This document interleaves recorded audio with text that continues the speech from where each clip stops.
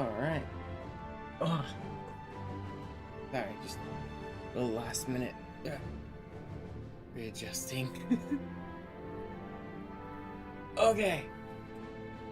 We're finally here. Today's the day I'm getting started with the Panda storyline. I'm gonna go ahead and try and gun it through the Pandaemonium storyline, not just today, but Saturday as well. Because I suspect I'm only gonna be able to get through like one chunk, one area of it each time at best, actually. I may not be able to get all the way through one. I probably will, though. But yeah, today and Saturday I'm gonna try and get through the two areas of Pandaemonium. I'm fairly certain there's only the two of them yet. I don't think the third one's up yet. That's in a later patch. And unlock the Savages as well. That way I can get started on Pandaemonium Savage runs whenever I manage to get a group together, or if I really want to be crazy, I could just do party finder stuff with Pandaemonium Savage, but that's completely insane. I'll talk to some of my friends, like FC mates and statics and stuff like that I know, and see if any of them have openings, or like when and how and all that sort of stuff later. Right now I'm just gonna try and get the Savages unlocked, but gracias, Liz.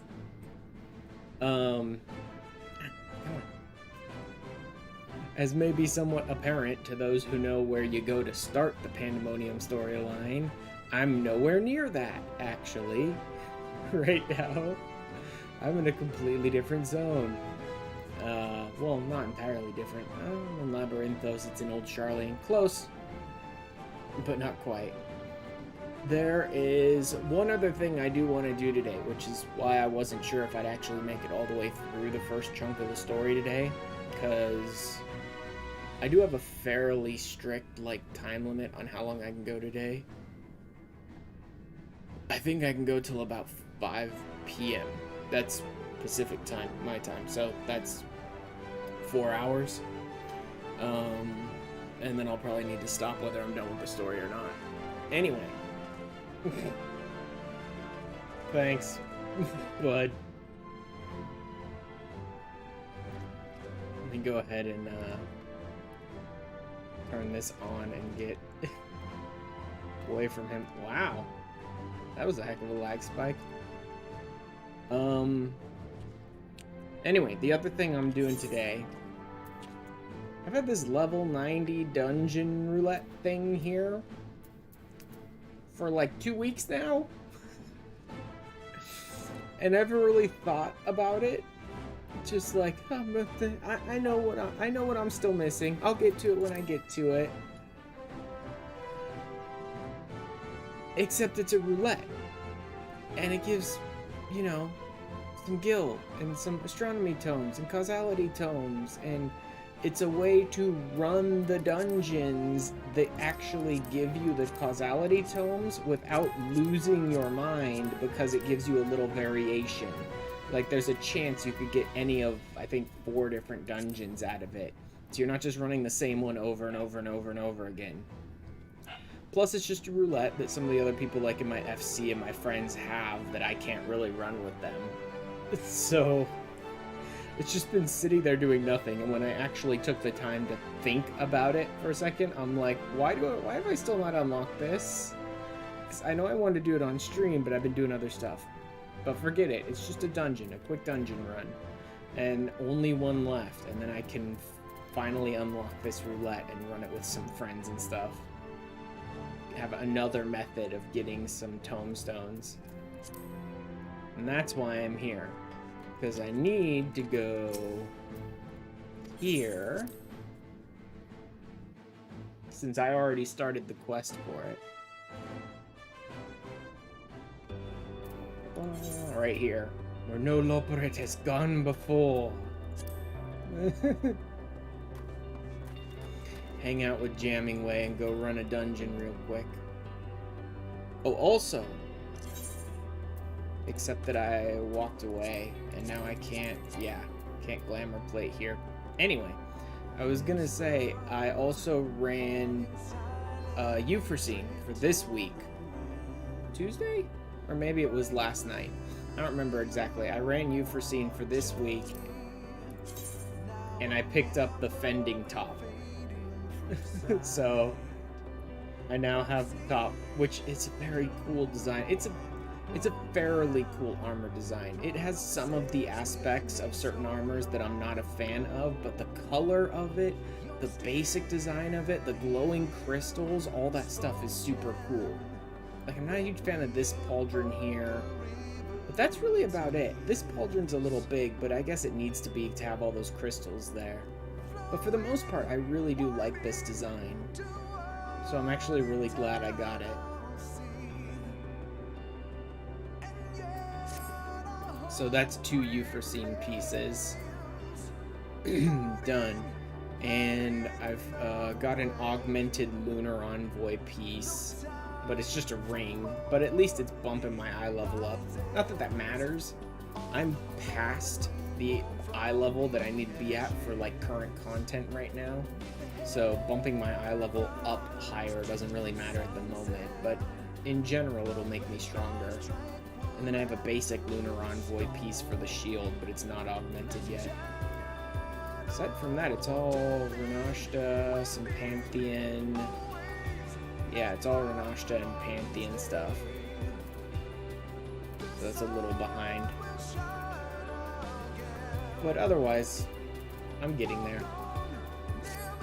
I need to like more consistently get as many tomestones as I can each week, because I haven't really been pushing that, because the only method I have for it right now is like the dungeons. Like I said, these 3 dungeons, in which case it's just like Alzadal's Legacy over and over and over again, because it gives the most causality, and that's super boring. And then Aglaya and Euphrosyne, which don't give as much as Alzadal's anyway, but I can still run them.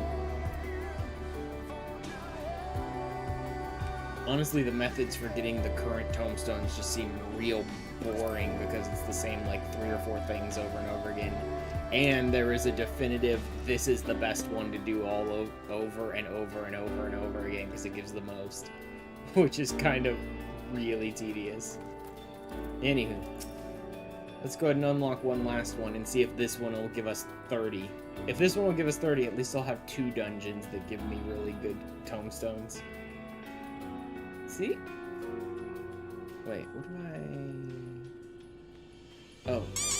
Oops. I need to, change that. Hey, Etnarek. See, the Ragnarok exists here as surely as it did, and does, back in Labyrinthos.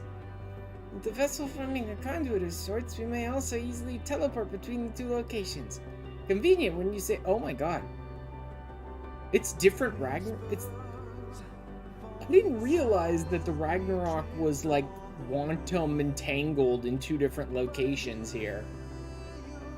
I mean, I know this place is dynamis. I know this place is like shaped by feelings and emotions and all the blah blah yada yada, but I didn't realize we had like 2 separate Ragnaroks that were quantum entangled between the 2 points and could just like teleport between the 2 with it.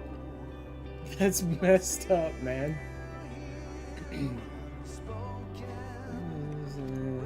Precisely because the locations are so indelibly connected to each other, however, I feel that whatever has triggered my probe's distress signal has the potential to threaten Labyrinthos as well. Yeah, there is that. So I would investigate without delay. Let's see now. It seems the distress signal is coming from base Omicron, not far from here. Let's hope my automaton friend can enlighten us further as to the situation. Automaton friend? Have you made friends with an Omicron? Huh. Also, if anyone would like to run the dungeon with me, or later the Pandaemonium stuff with me. Where the hell are you? Okay, yes, you are up there. You are welcome to join me.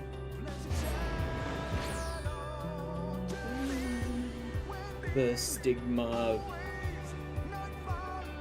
Cyberscape? No, Dreamscape, I think. I constantly forget what this one's called. Oh yeah, he made an Omicron friend.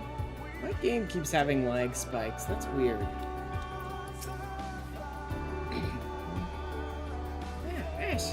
This is my precious reconnaissance automaton. Oh, wait. Wait, did you build this one? But it looks exactly like a precious reconnaissance. No, I guess it's just a friend. Yet it appeared that the good-for-nothing bucket of bolts has gotten its early paws all over it. Right, stand by for a moment while I give it a good talking to. Oh, no, he did build one. Okay, yeah, he did build a droid, but one of the Omicrons beat the crap out of it. Okay.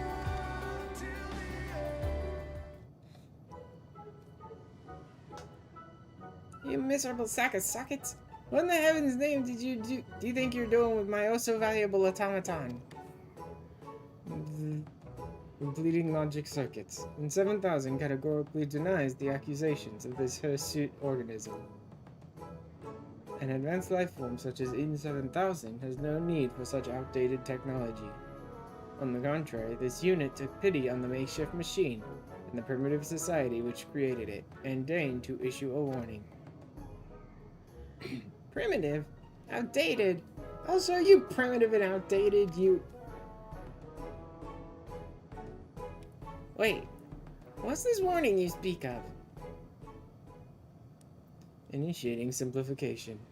To explain in imprecise terms that your crude mind might comprehend, some time after the organic life form known as Ashran here came into contact with MO17, the Omicrons noticed an irregularity.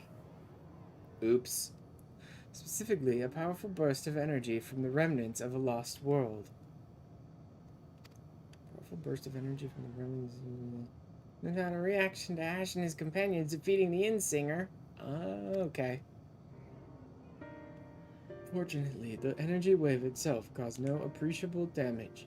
Less fortunately, it housed within it an encoded message from the strategic matrix known as Stigma 1. Yeah. Stigma 1. The message contained a single word, a single command. Live. Oh, great. Wonderful. Seems innocent enough. What's the problem? This message reached the sensors of Stigma 4, a logistics matrix that has long lain dormant. Shocked back to life at the behest of its fellow intelligence, it has resumed its duties in constructing weapons of mass destruction. Furthermore, there is a statistical probability of 99% that it will launch a full-scale assault on your eminently detectable home planet as soon as production is complete. What the hell, man? Stigma 1 tells you guys to live, and their first choice is, let's keep building weapons. Can't produce weapons if you're exploded.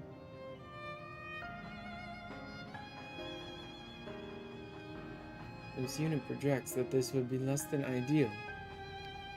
Stigma 4's production capabilities are necessary to ensure that the Omicron's existence is maintained in perpetuity.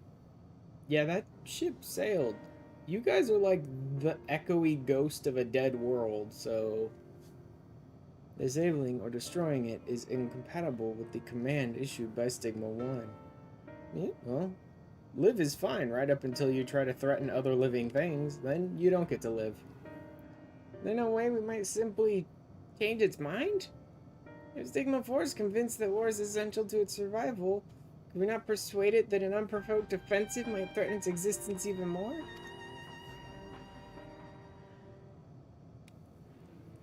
The grubby organic life form's proposition has merit. As a military information and operations specialist, this unit does possess the capability to rewrite the memory banks of other artificial intelligences. He's gonna help us hack into Stigma 4 and rewrite it? Great. This unit were to hack Stigma 4's neural core and implant the memory that such an offensive once led not to victory, but to failure and near eradication. It must logically conclude that preemptive attack is ill-advised. To accomplish this, this unit will access Stigma 4 and use a dimensional manipulator to generate a virtual environment, simulating its memories of war, and that's why the Stigma Dreamscape. Yep. Because we have to create the memory within its mind that it was defeated, basically, so we have to fight through the dungeon and defeat it. You must traverse the environment and nullify Stigma 4's expectations of victory. That sounds simple and not at all likely to get us killed. What do you say, Ash?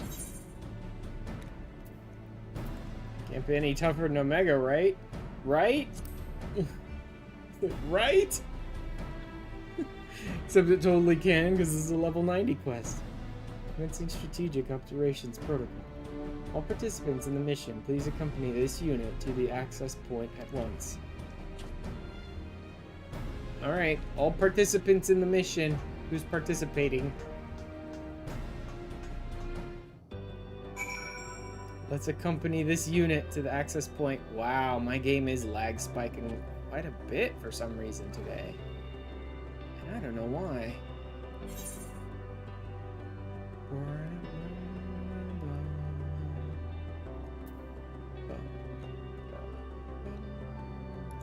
About people who are online in other locations. Nope. Okay.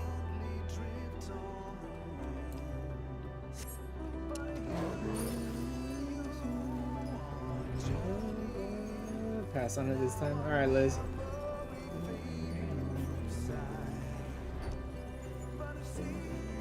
Falling asleep on your seat.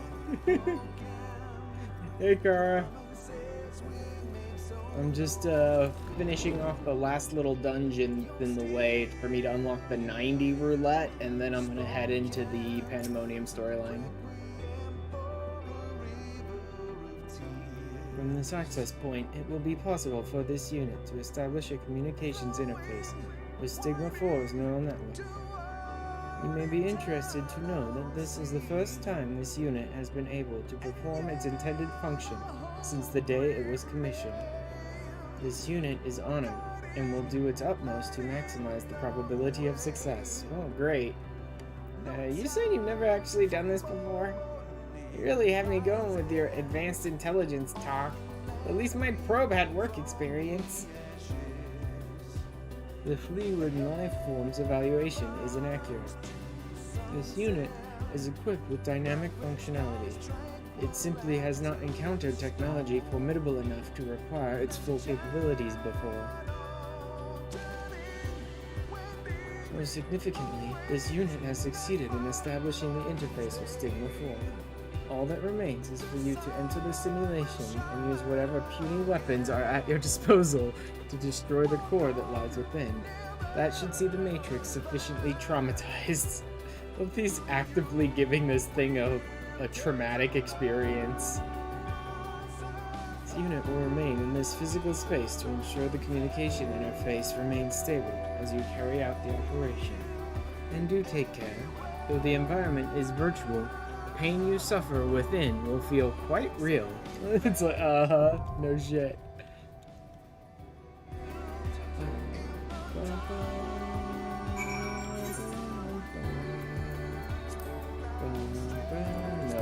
Dungeons.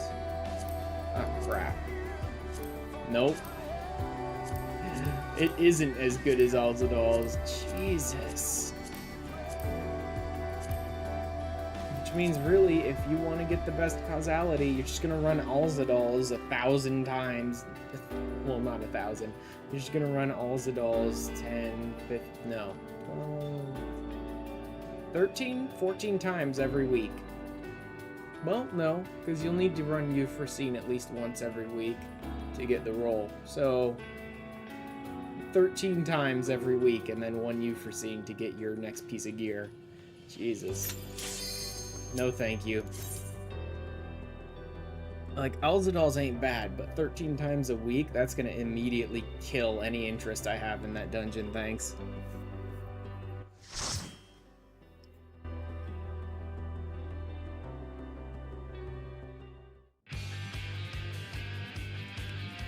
Alright. That's some good music. Why are a bunch of Omicrons fighting each other?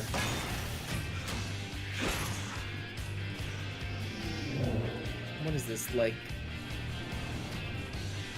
its immune system or something fighting back against our invasion? Who knows?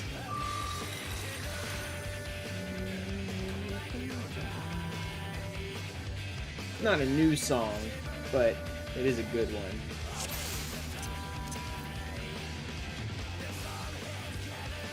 Oh yeah, I never did set a portrait for my paladin.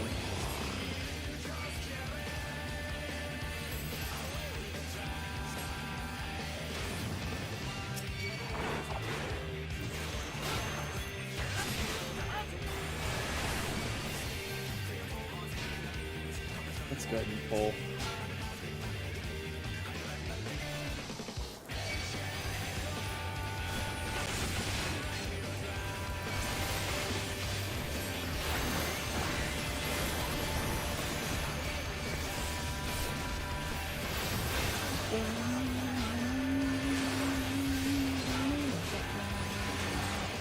Not bad. A double pull seems about right for a dungeon I've never done before. This healer seems to be plenty good enough. They're keeping me up just fine. Not having to use too many mitigations or anything. Plus, it seems like a double pull was intended there, because I don't think that gate would have opened until we fought. Action favoring subjugation of others. Stars have created units for your upcoming invasion. Okay, yeah. You've been detected. Sentinel units approaching current coordinates. Got it.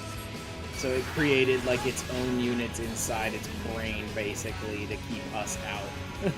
And be like, no, we want to invade.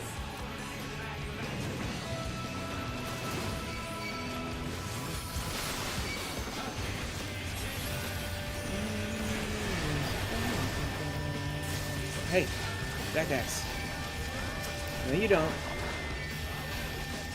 Don't look at them, look at me. Crap, did I just lose? Oh no, I didn't actually get it because I was too far away from them. That's what happened.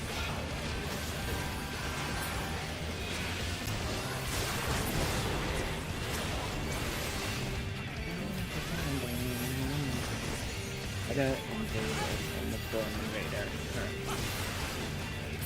Basically just all the letters.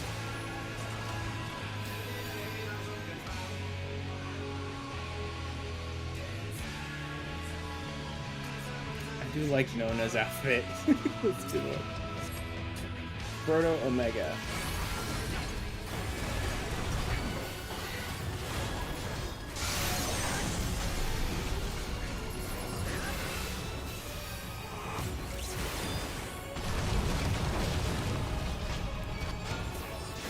Alright then.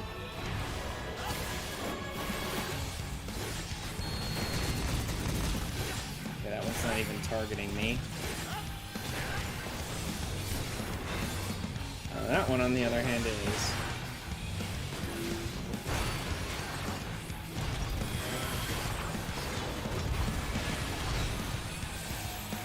Let's go and get you to turn around again. I'm real close to this. Arena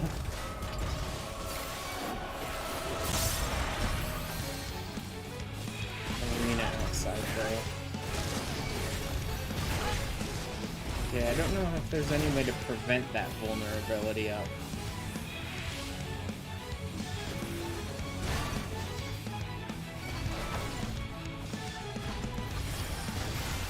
Let's get you to turn around again.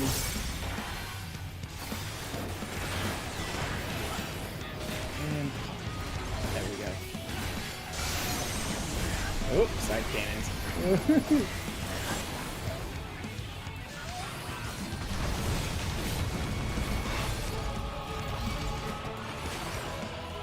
This one? Oh, that's the fairy. Yeah, that's my scholar's fairy attaching to me and healing me. Yeah, see, I don't know if there's any way to prevent the chemical missile from hitting you.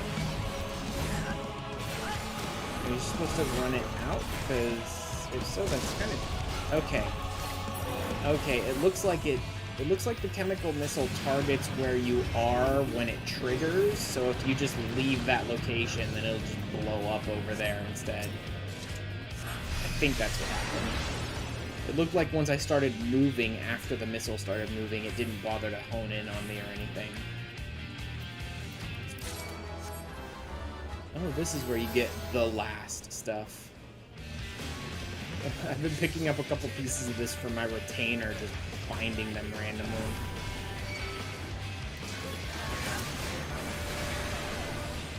Let's go ahead and pop you idiots. Let's make sure I grab you. The fact that this guy didn't get a dot on him makes me think maybe I missed him.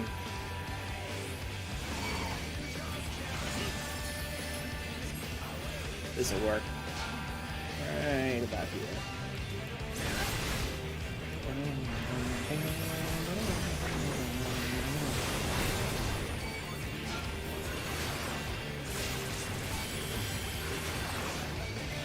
Make sure I have everyone's attention.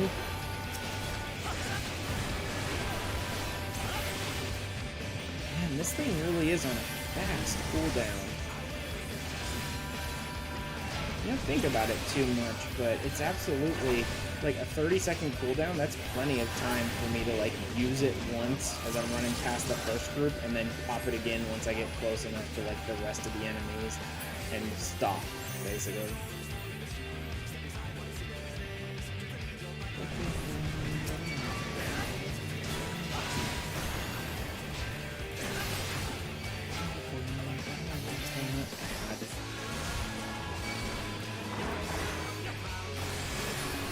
Go right about here.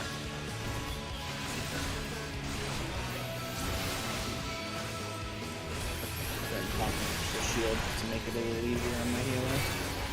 Plus, I got so much friggin' oak gauge anyway, I may as well.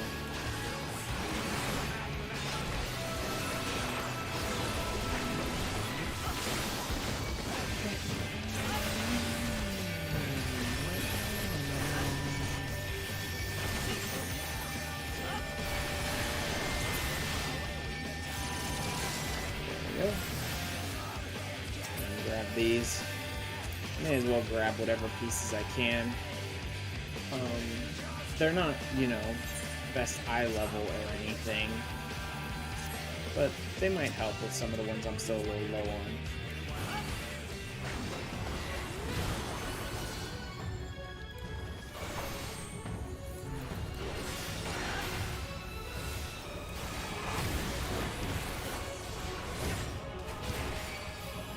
These three. It's just in time to start my blade combo. Arc Lambda. Oh, I see.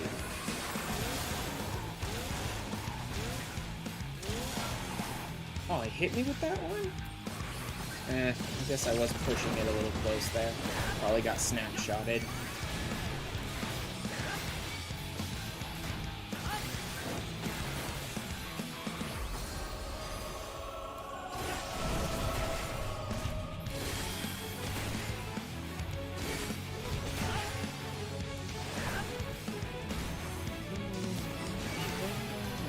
This one. Oh, okay. Huh. Yes. Yes. I do understand how that one worked. We didn't avoid it that time really well, but I do understand how that one worked in my brain. I just didn't know what I was getting into at the beginning. Yes. He goes down the line 1, 2, 3, 4 and fires a laser beam at each of you in that order, basically.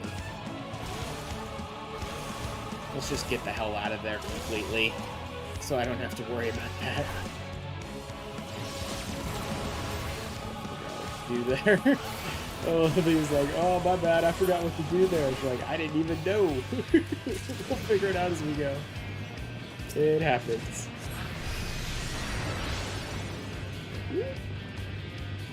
I'm hacking into the Matrix. Where's my, there we go.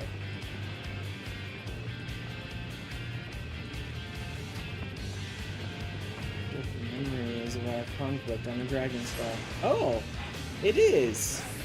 This is the memory of their fight against the dragons. Dragon's assault has created a breach in the barrier and infiltrate the facility. I like that. The dragons are helping us breach this memory to basically give it a trauma. Makes sense. I hate the dragon.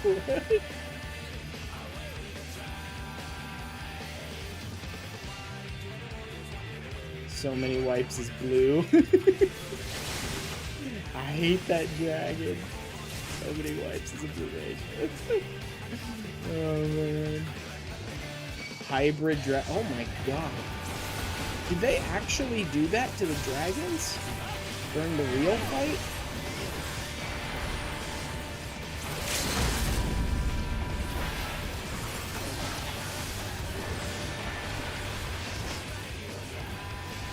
I'll just pop my invuln here, just in case. It looks like for some reason my healer is struggling just a little bit with this pull. So let's go ahead and pop the invuln on it.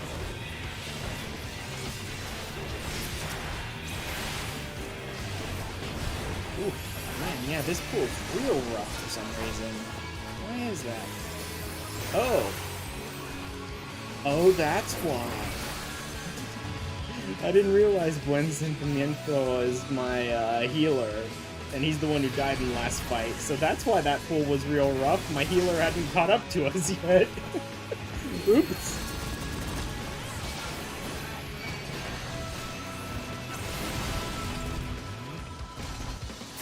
I should probably pay more attention to shit like that.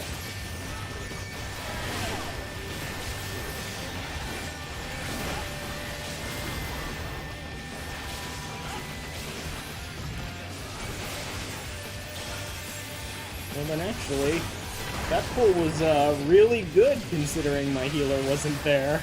I was able to keep myself alive a lot longer than I expected I'd be able to.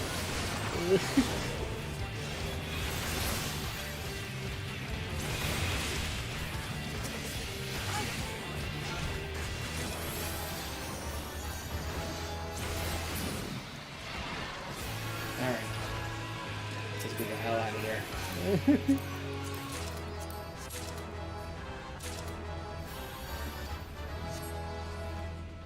Alright, Stigma 4, let's play.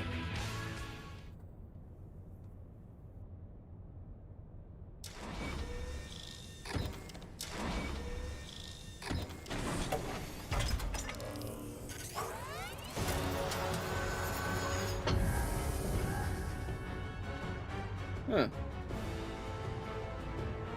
That's a heck of a look. Get it? Look.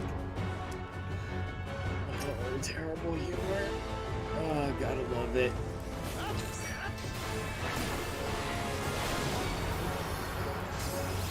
No stick? Not turning around? Like, at all? Okay, he doesn't seem to want to turn at all. Okay, we got Transferring Omega. Oh. Okay. Interesting.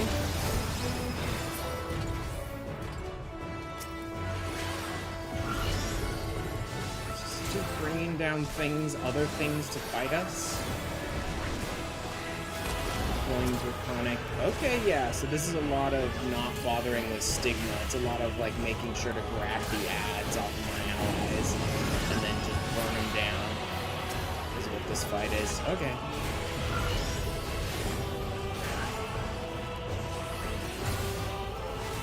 How do we... Is it just a void? Okay, it's just a void. Got it.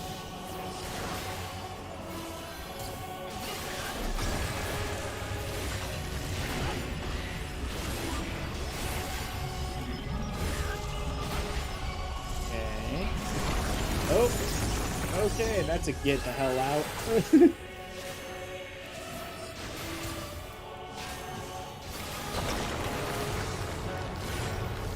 That's probably a get in. Yeah, the fact that it's a big range like that is probably a get in. Okay, starting to understand. so the person in my party also just said, "Get in!" So that helps. Mind hack, about face. Okay, so I'm gonna turn around and go backwards, basically. So this is actually perfect, because I need to get out of here anyway. That'll get me out. There we go.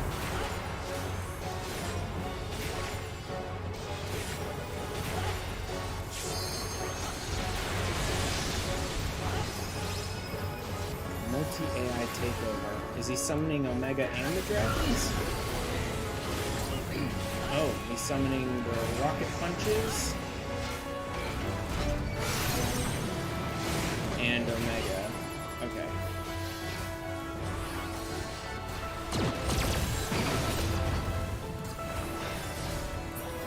That Omega. What's that? Holy shit. Am I seriously doing like 9,000 healing with my blade combo with every action? I didn't realize I was healing that much with it. That's pretty good.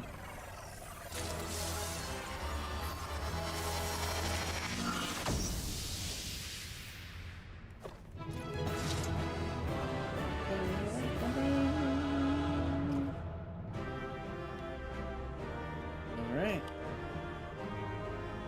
And everyone pieced out. Which means I got a lot of last stuff. Earrings, bracelets, I really couldn't be bothered to care about any of this. Like I said, none of this is like the best, and I don't care about earrings and bracelets really. They always look terrible on my character anyway. It's not the worst. I've seen a lot worse earrings. That necklace I don't care about.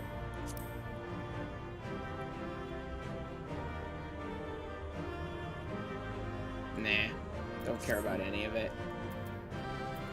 Pocket all to the Grand Company or decent it.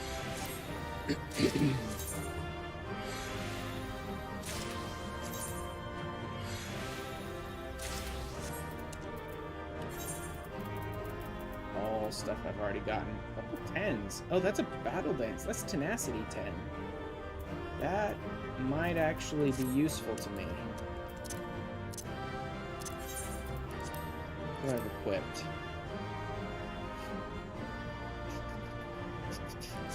Okay, the male wants tenacity.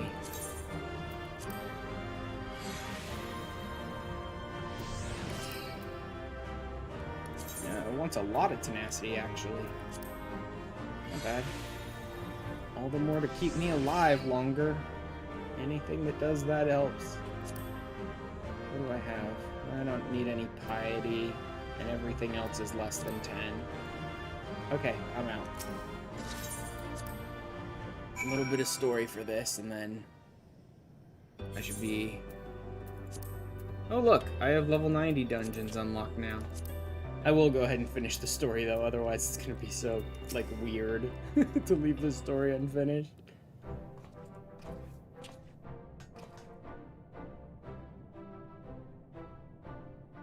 Operation status. Success.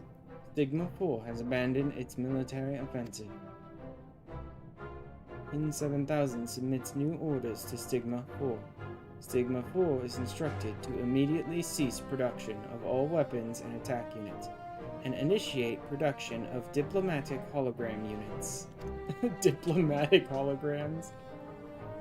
Analysis of memory data complete.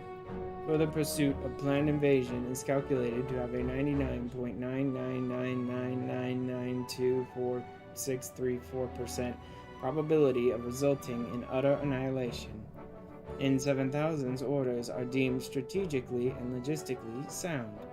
Reconfiguring production infrastructure. Hi, I want to offer promotion of your channel. Viewers, followers, views, chatbots, blah, blah, blah, blah, ban. Bye-bye.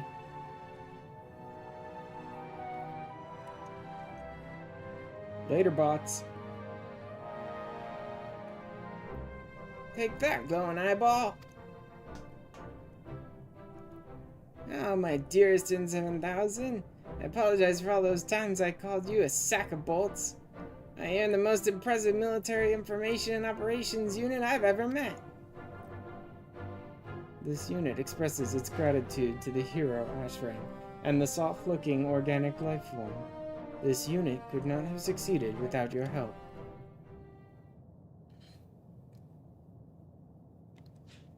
This also marks the completion of this unit's duties. With the invasion halted indefinitely, there remains no military operation or conflict requiring this unit's functions. Preparing to shut down and enter permanent energy-saving hibernation. Did you not listen to the part where he said, live?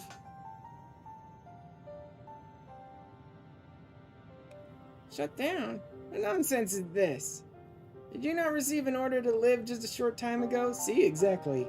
Eternal sleep doesn't sound like living to me. Come on, Ash. Say something to set this bolt head straight, won't you?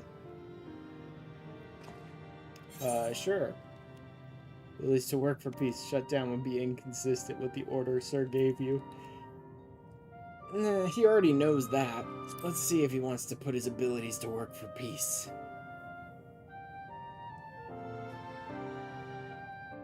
He's right. You're told to live, and live's what you'll do. If you don't have a war to wage anymore, you can use your talents to bring in a new future of peace and hope. But what are the appropriate protocols? This unit possesses little practical experience in peacetime operations. Well, yet no shit. None of you do. You can access Stigma 4, can't you? Interfacing with its memory banks might not be able to, say, find knowledge of lost civilizations? Civilizations that you might simulate for the edification of those who live now? Indeed. Such a task would be within this unit's capabilities. But what about when that task is complete? Without an ongoing mission, sooner or later this unit is bound to lose its purpose. What happens then? You seriously think that peace is ever going to just end? There are so many factions with so many fucking diverging agendas. You can spend the rest of eternity pursuing methods for attaining peace, dude. Because you have to attain it, and then you have to maintain it. And it's never gonna get easier.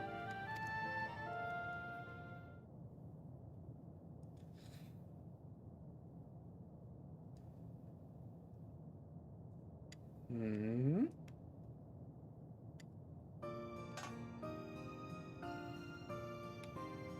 Let's see now. Suppose you could always open a cafe? What? Back in Old Charlene, there's a fine establishment called The Last Stand.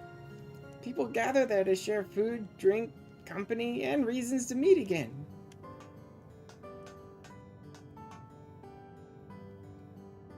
Ash delivered his world from the brink of despair and helped people dream of a brighter future once more. What if we could do the same for the other civilizations Medion found? Oh, is this the start?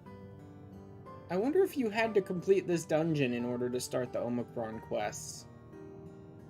Because I think this whole weird cafe thing was like locking out the Beast Tribe stuff.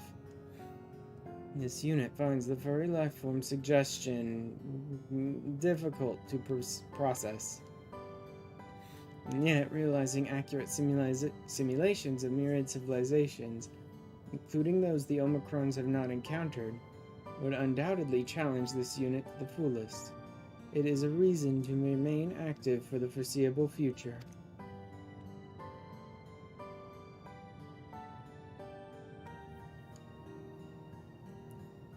Precisely. See? I knew I was onto something here. Speaking of here, Ash, do you know anywhere nearby that could use a good cafe? I don't know. Yeah, how about up top, where we met with Medion? That place was basically just like a cafe and park, but completely abandoned. Infrastructure that might be suited for it in the Acropolis? Well, why didn't you say so sooner? Yeah. We're really gonna start a cafe at the end of the universe? Huh. Oh, you know what? That's where that title comes from. Barista at the end of the universe, or whatever the hell it's called. That must be where the title comes from. It's a Beast Tribe one for the Omicrons. Like, I don't know how you're gonna get much business out here. Omicrons, I don't think, need to eat or drink anything. And I don't know that anyone else wants to come out here for a trip.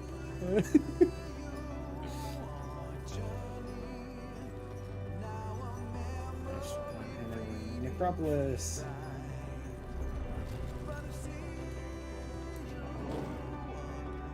Stigma 4 seriously just hanging out at the cafe?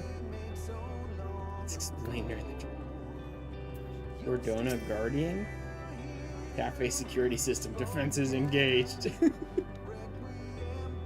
This is such a weird place for a cafe. Like, I know it's perfectly structured for one, but like,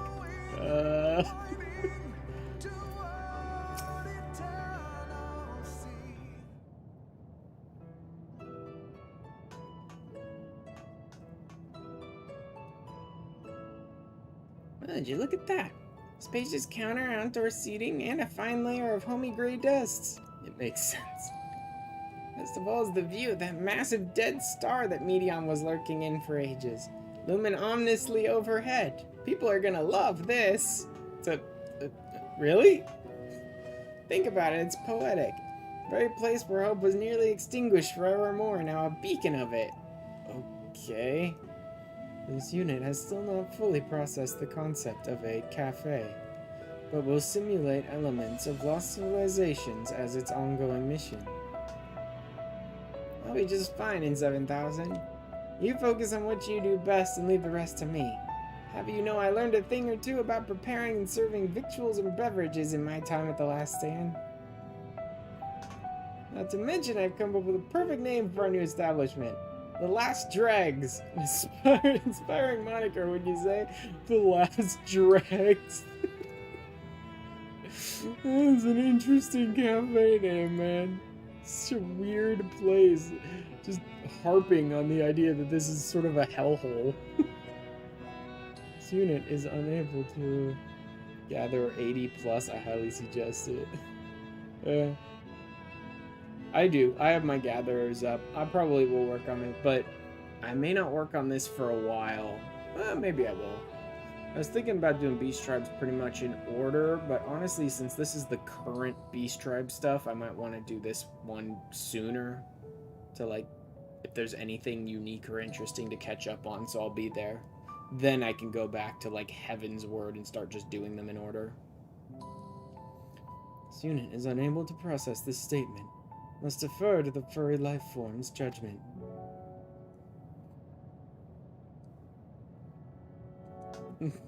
Scratches his head. Take that as a yes?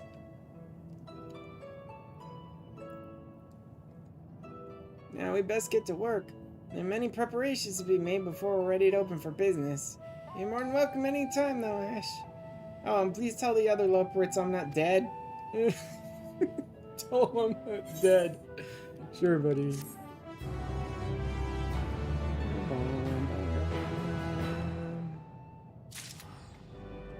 Alright, yeah, it's gonna be cafe at the end of the universe. Yep, barista at the end of the universe. Disciple of Land. Yeah, I can get started on that stuff eventually. Yeah, I may do the Endwalker Beast Tribes first, in case there's anything, like I said, unique or interesting that I want to try and catch up on before more patches come out and more content for them. It's a little late to be worried about that sort of stuff for, like, the previous expansions, Beast Tribes. Alright, Charlian. Now we can get started.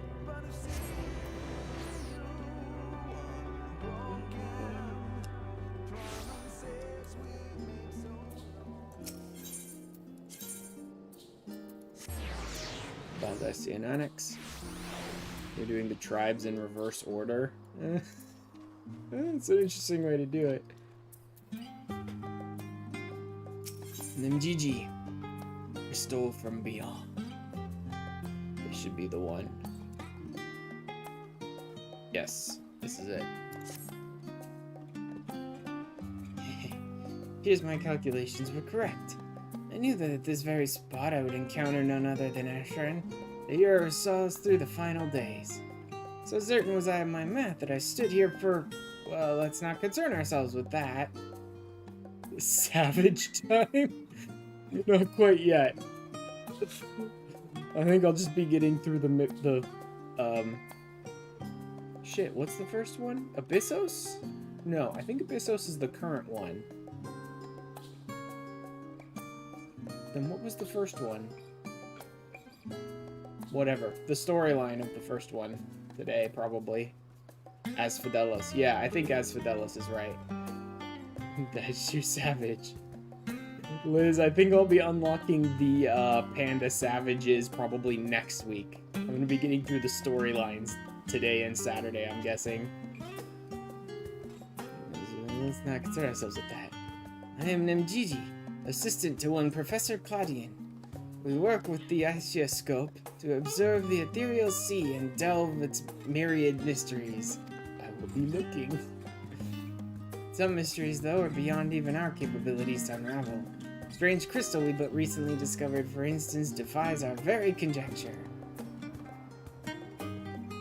Speaking of, I'm still gonna need to look for, like, a group to run the Savage stuff with some, like, next week on. I have no idea. I actually don't even know if anyone in our FC is, like, running the Savage or if they have a group going. And I think your guys' static is full at the moment, so... Oh well, we'll see. You've been to the center of the star and far beyond it. However, so we hope you may see something in the crystal that we academics do not. I beg you lend us your well-traveled eye at Aporia. Professor Claudian will be eagerly awaiting your arrival.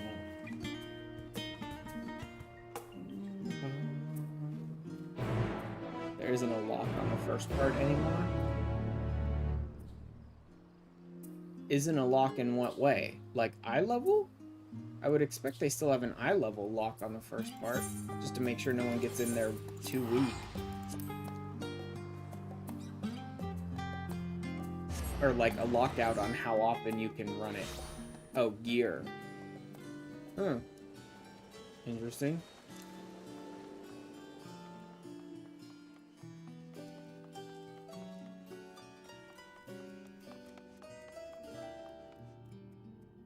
Oh, collecting the gear. Yeah, same with, I didn't understand exactly what you meant there for a second. But yeah, it's the same with Aglaya and Euphrosyne. You can only get the one piece of gear a week from Euphrosyne, but you can now just roll on everything in Aglaya. So yeah, as Fidelos, I'm assuming you can roll on everything. But Abyssos is probably locked out once a week. 1 to 4, you can go with anyone. Huh. It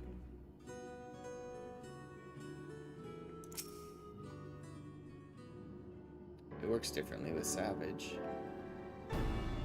Yeah, I didn't even think you really got a lot of, like, gear with Savage. I think you might get 1 or 2 little pieces here or there, but I thought you mostly got, like...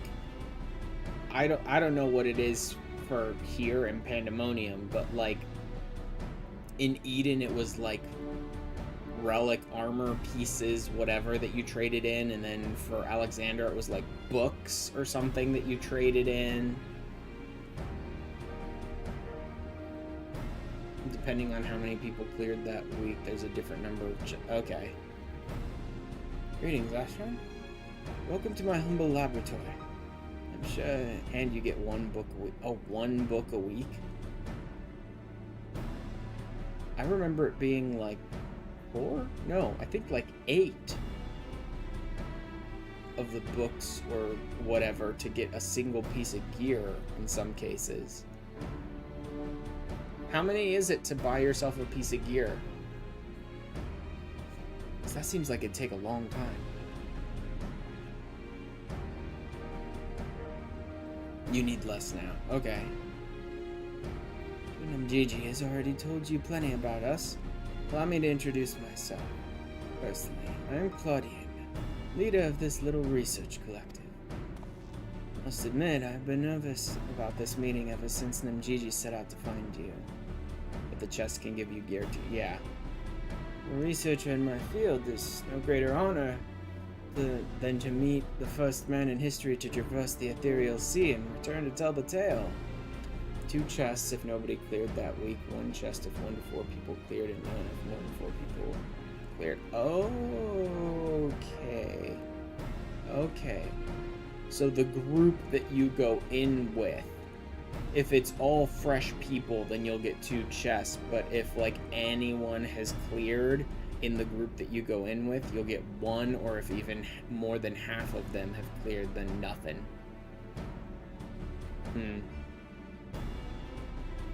Nervous about this, man. Research blah blah blah blah, yeah. And you have to share the content, yeah. The professor speaks often and at length of your deeds, but he has no small number of achievements to his own name. He's peered deeper into the ethereal sea than any other in Charlian, and the breadth of his knowledge is peerless. Peerless, perhaps, but for a single man.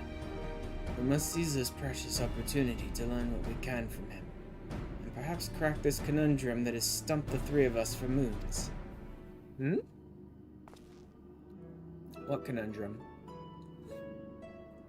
It was we who peered into the fathomless sea from the Anti-Tower in the Dravanian hinterlands. There we spoke with Heidelin, learned of the fate that would befall this star, final days.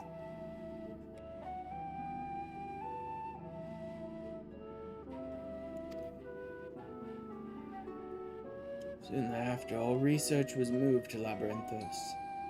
Through the Aisha-scope did we continue our vigil. As impressive a work as the device is, however, it can glimpse but a fraction of the sea's infinite depths. Yeah, no shit. Which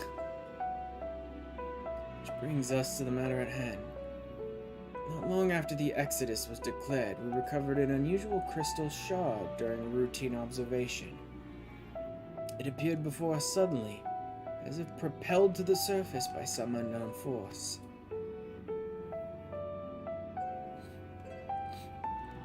We found that it possessed an ethereal density that exceeds that of normal crystals by orders of magnitude, and its shape resembles nothing which occurs in the natural world.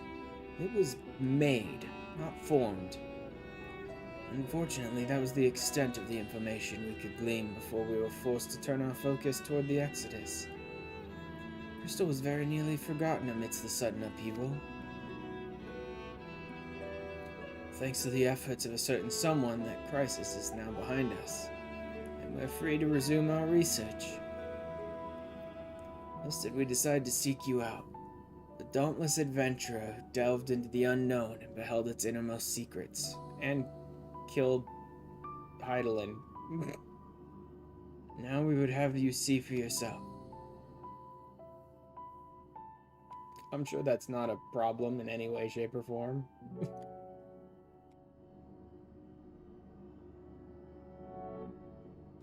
Here's the crystal in question. If it resembles aught you have encountered before, even by the smallest degree, please say so.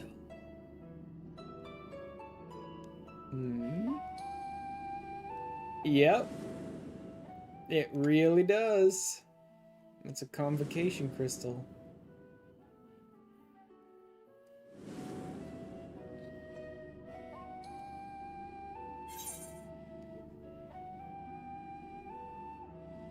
Memory abides within this crystal.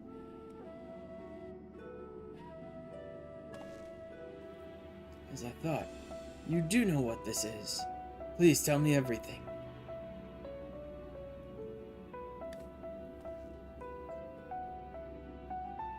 I mean, it's not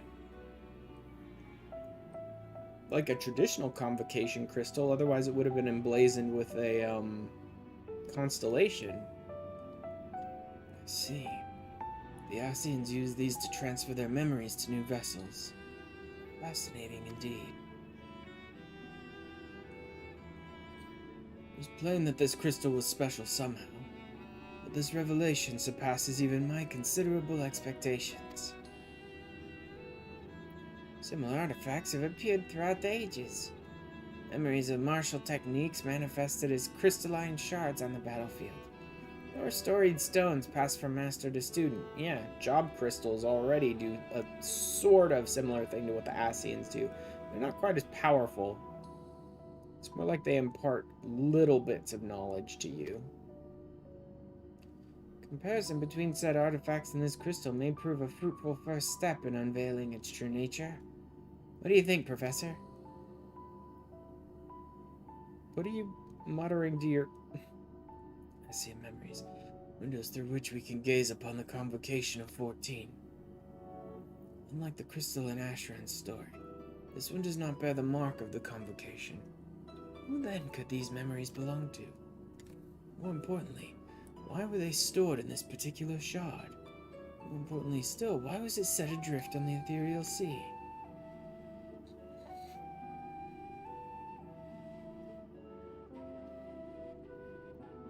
Yeah, he's completely God.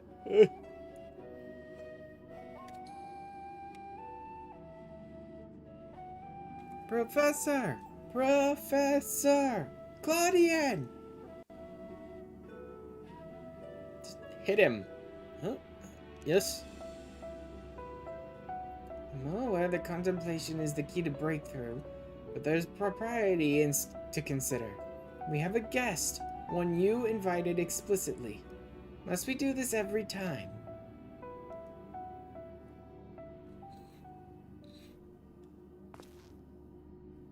Well, yes, our guest. Terribly sorry, I do so easily find myself unmoored by the tides of rumination. It's okay.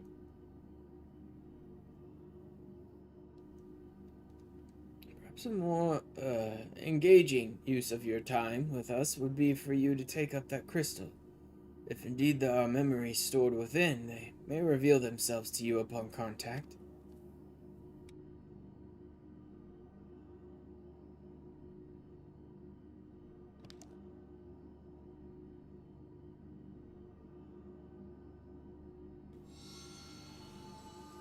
Well, looks like they are.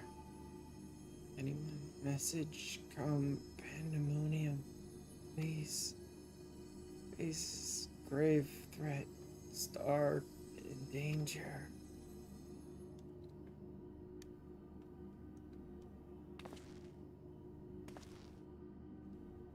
That expression does not bode well. What did you see?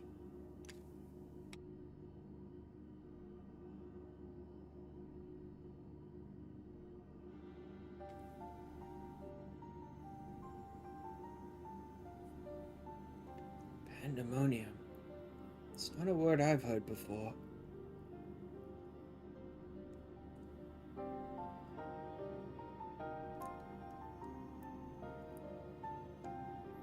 My knowledge of the ancient tongue serves me. It means all demons. Not a name that inspires optimism, all things considered.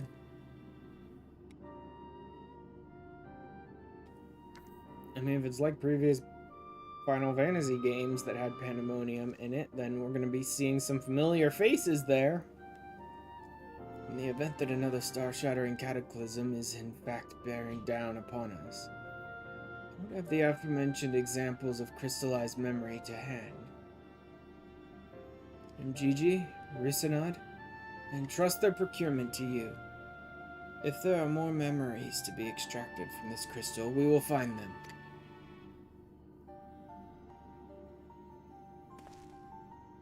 As for you, there's a person I would have you seek, the one who has delivered so dire a warning.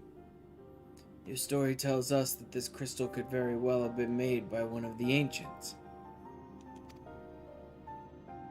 If that's the case, then discerning the nature of this Pandaemonium would require a trip far into the past, to an era before the Sundering. Know of only one individual capable of such a feat, the very hero who traversed time to prevent the world's doom. Oh! I didn't realize that the fact that I traveled into the past and met with the ancients in their golden age was actually, like, common knowledge. I thought, like, maybe the Scions knew of that and everyone else just didn't know at all.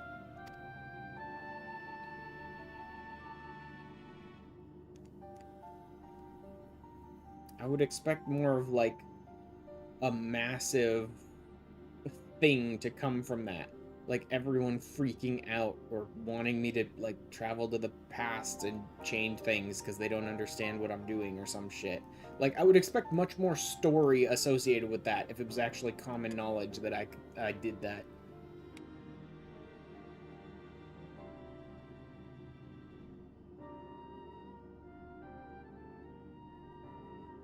Must confess, the tales people tell of your adventures beggar belief, and the veracity has been a subject of much debate among my peers.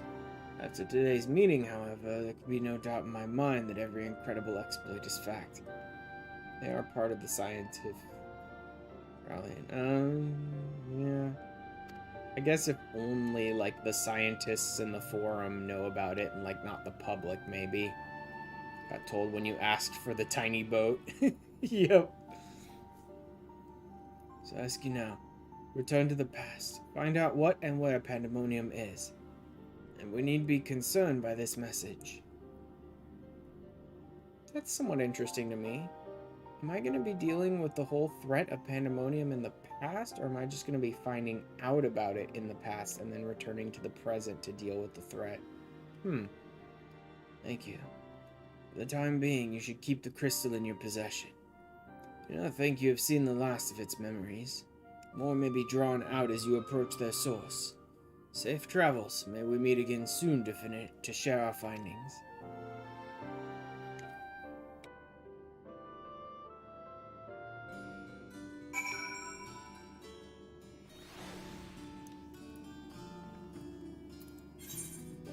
Journey to the Ocula. Big jump. Not enough to use an aetheryte ticket, but still. I think I've mostly spaced out my free port and my cheat ports well enough that I should, like, rarely ever have to use an aetheryte ticket. Because it's still possible, but very rare for me to actually have any jumps that cost, like, over 1,000 gil.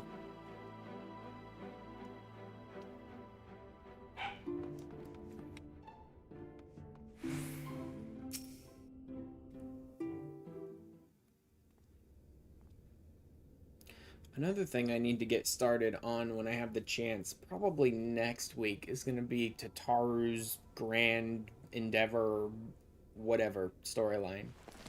Brand new Endeavor, Grand Endeavor, whatever it's called. Oh, and the variant dungeons, too. Whoops. Missed that dialogue box. I have no idea what that said. Thanks, game, for still having auto-advanced text on some things, even when I don't have that turned on. Pandaemonium. Okay, he's basically just calling out to me.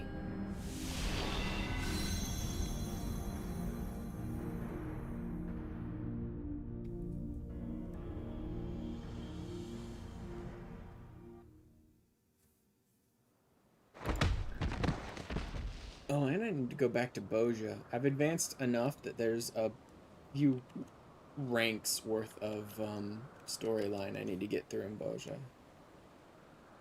And maybe even get into some dungeons or raids or something. Who knows?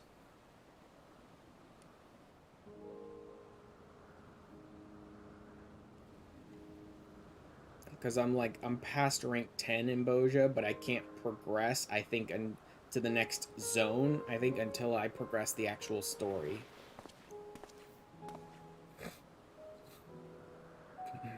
Walked right into him. Great. It's interesting that when I came back to the past, my ethereal density was still enough that I'm like a physical being still.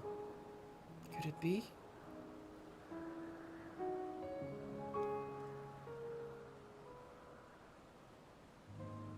No, of course not. Surprise Pikachu. Hey, Luco. Is it just me, or does this guy really aggressively look like he must be related to Vana in some way? Like, maybe the hair and the eye color was more common among the ancients, but really most of the ancients didn't, like, all have this, like, silver gray hair and these bright glowing blue eyes. How do I get the feeling he's related to Vana somehow? Apologies. For the briefest moment, he looks like Vana's kid. Yeah, pretty much. I thought you to be a dear friend of mine. I realize now that such a notion is preposterous. Actually, I probably am a dear friend of yours. Yeah. If he's related to Vana, then the dear friend he's talking about probably is Azim. Told me a falling star would appear before me. Suppose you must be it. Truth be told, I didn't expect the expression to be so literal.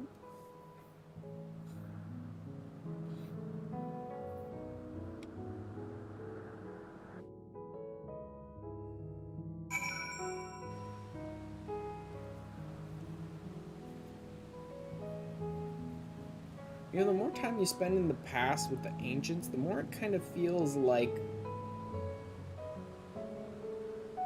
Azim knew, not like thank you, Luco. Not like knew everything, but like Azim knew a decent amount about like what was going to happen. Maybe Vana told him after the last time I was here, partially in her like trying to convince him to join her or whatever, even though he didn't. So maybe he did know that, like, know of my existence, know that I might return, know that, you know, what he would become, basically. That's probably it. He probably found out from Vana after my last trip.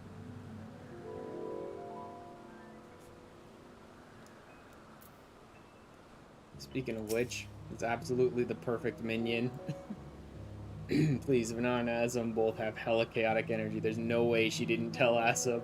Yeah, like, I don't believe for a second that Azim had no idea. Like, Vana definitely told him, like, trying to convince him to maybe help her out when she realized what needed to be done. And then Azim was like, oh, that's cool. I mean, I'm not going to help you, but that's a real cool story. Like, that's cool. I guess it looks like I'm going to get sundered then. Okay, then.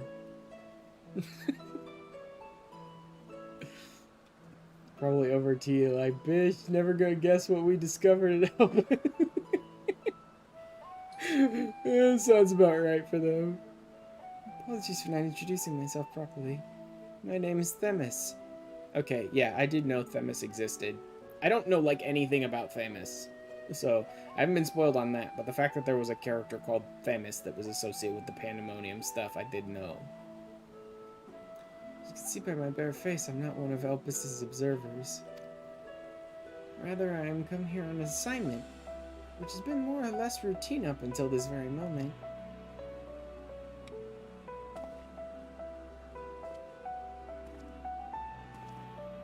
Certainly do know how to make an entrance. I just wonder what brought you here. It's plain that you don't belong here, or any place I know for that matter.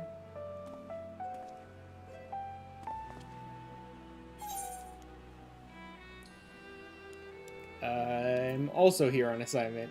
All I will say is, you know who this is. Let's say I'm also here on an assignment.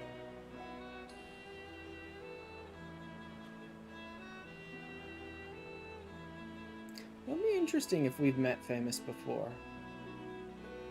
With how closely he resembles Vana, I can only think he must be connected to her in some way.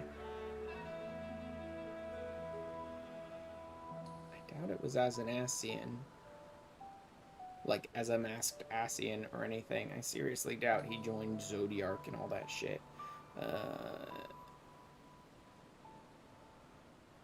Familiar, maybe?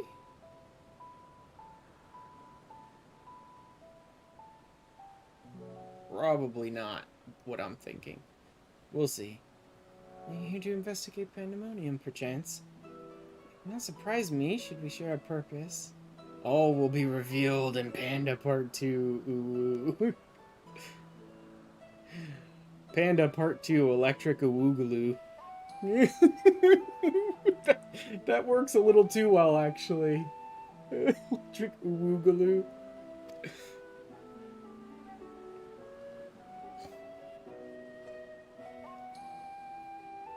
Awoogaloo. Yep, exactly.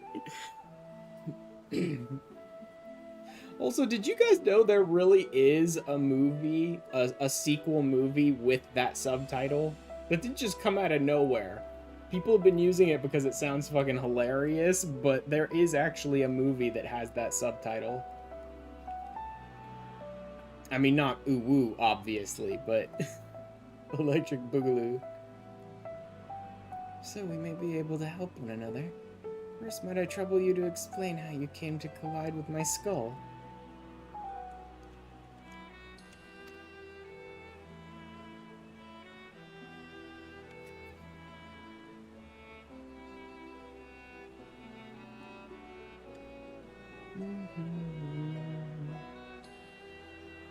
See, I believe that dispels any major doubts I had concerning your intentions.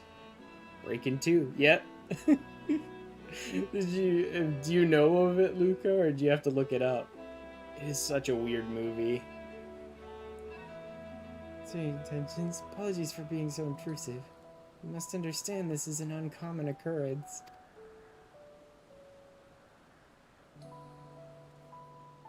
I knew it was a movie. I never watched it. It's weird.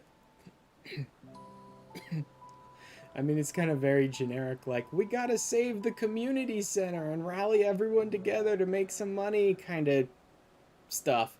But there's a couple of really interesting scenes, and the music just doesn't stop. It's a weird one where it's like, on most like musical or dance movies, it's like, we have a song and a dance. Okay, now let's get back to the story. And then 10 minutes later, like, we have a song and a dance. But in Breaking 2, it's like they go from one song, one dance, to a next one, to the next one, to the next one. It's just like keeps going. It's actually pretty fun for a watch through if you have never seen it before. But it's a weird movie. I should pray no further, for I am well aware that we all have secrets we must keep. However, if I may, I would very much like to take a look at this crystal of yours.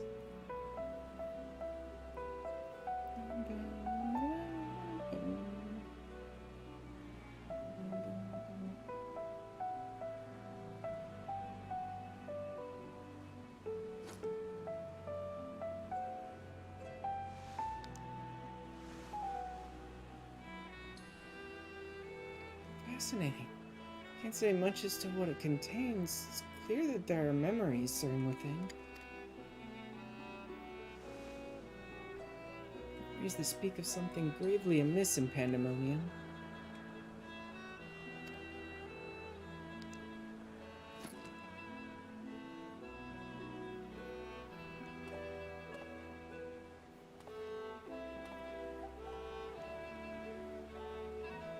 The facility extends beneath Alpes. It's overseen by the words of La Habrea. Oh, great! It's Bread's secret facility.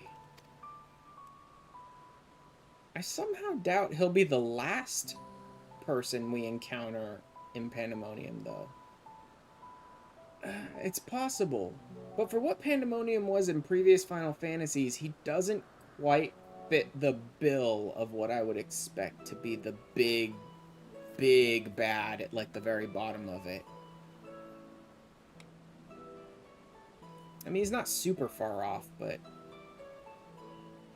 like the big bad of Pandaemonium in the previous Final Fantasy, which was it 4? No, 3, I think, is where Pandaemonium was. But like the big bad at the bottom of Pandaemonium that you ended up having to face was like some evil emperor dude that you had already faced, I think, earlier in the game in the normal world, and now he was like stuck in this hellish whatever. I mean, I can think of someone who really fits the bill, but in this time period, I don't think I'd encounter him. I wonder who will be at the bottom of Pandaemonium then. Those creations that are highly valued as research subjects and highly dangerous to the star. Naturally, it's strictly guarded and under constant surveillance.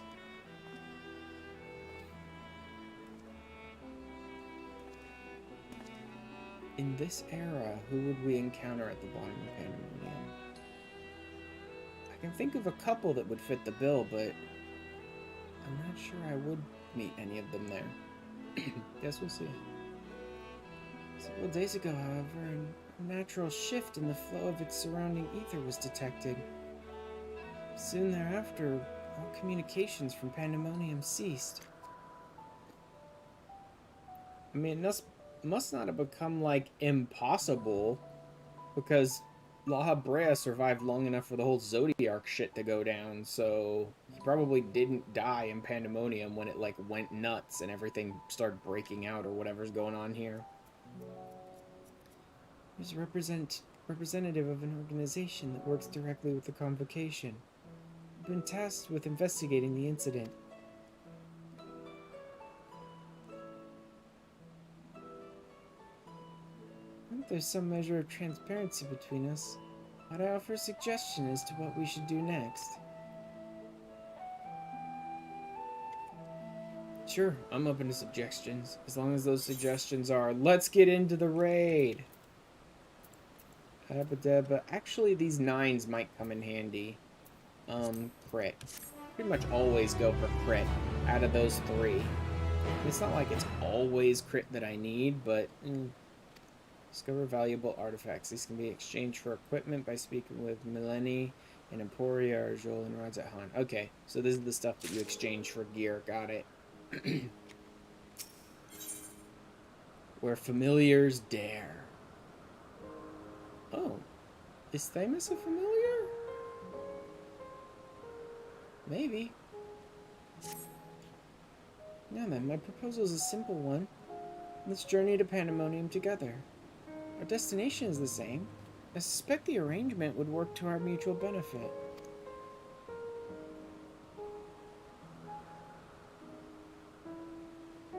If he is a familiar, I imagine he'd be Venaz, but Venaz has a familiar.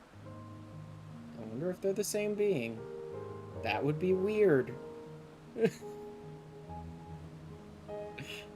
it turns out Thamus and Argos are the same being, that would be very weird.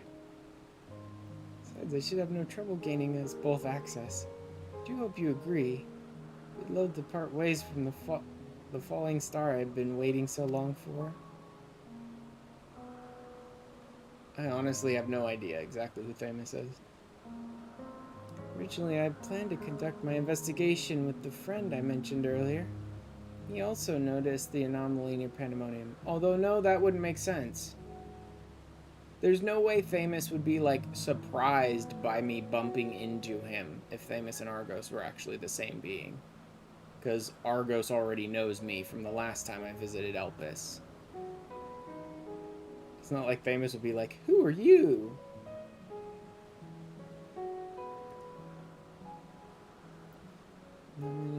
So we should investigate together. However, we eventually decided that it would be unwise for us both to go. 2 members of our organization were seen poking our heads about restricted facilities. Could raise questions, you see. I decided to go alone. He left me with these words: "Fear not, for in my absence a star shall fall before you." I seriously believe that must be Azum he's talking about. How would Azum know that I was going to arrive here, though? I comprehend his meaning at the time, and believe now I understand. He does have a way of being right about these things. Also, I'm not sure I ever heard of Azum as, like, someone who can tell the future. Or, he's often right about these things, so maybe it is someone else he's talking about. And so, his hints of what to come are generally more cryptic. I suppose I should have kept my gaze to the heavens. It's best to say that I'm grateful for your presence either way. As for the matter at hand, we must first gain permission from the words of La Habrea for entry into Pandaemonium. There ought to be a speaker waiting in Anagnoresis. Great. I have to deal with La Habrea.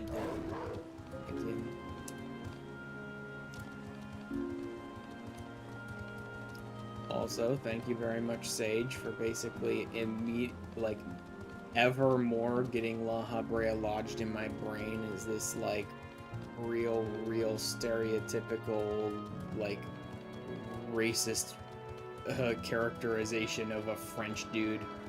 With that stupid stream that we did so long ago.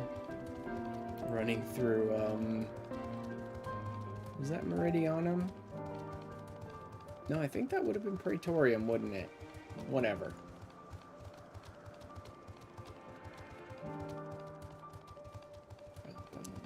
I still don't have flying here. Oh well. I still have 2 locations I need to do the quests for to unlock flying in them. Words of La Habrea speaker.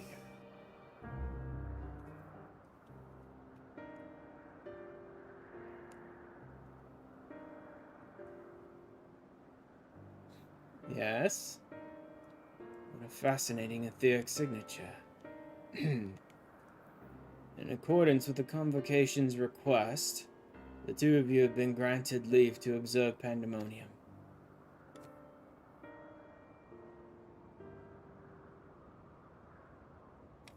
I shall register your ether for the records.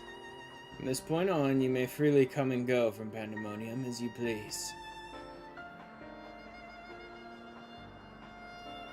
That was a painless process.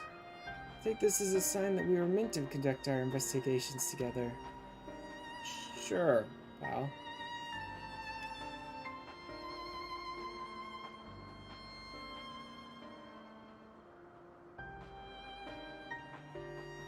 Oh man. Of course, while you have been permitted entry into the facility, specimens housed inside must be handled with the utmost care. You're to heed the warder's instructions at all times.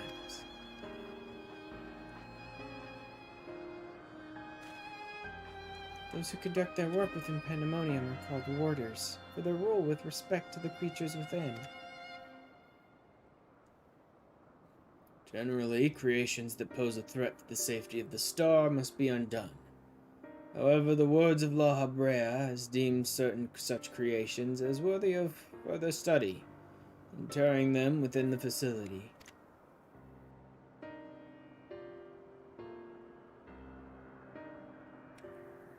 Those who spend their days in Pandaemonium are not merely researchers. They must work tirelessly to ensure that none of their subjects slip their shackles. For all intents and purposes, the place is a dungeon. Perhaps such a comparison arouses frightful imagery, but Pandaemonium is a frightful place.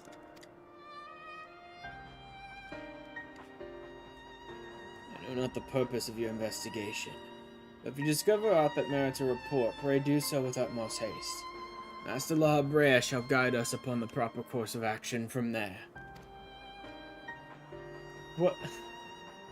Why does my character look surprised? The dude's called a Words of La Habrea person. Of course he reports to La Habrea. Also, we're in the past. La Habrea ain't dead yet, dude. And I take it that means you have detected nothing amiss of late. The warders have reported nothing that would cause alarm. Minor fluctuations in ether have been observed, but surely Master La Habrea would have acted if there were anything worth worrying about. See. Appears La Habrea is kept well abreast of the goings-on here, then.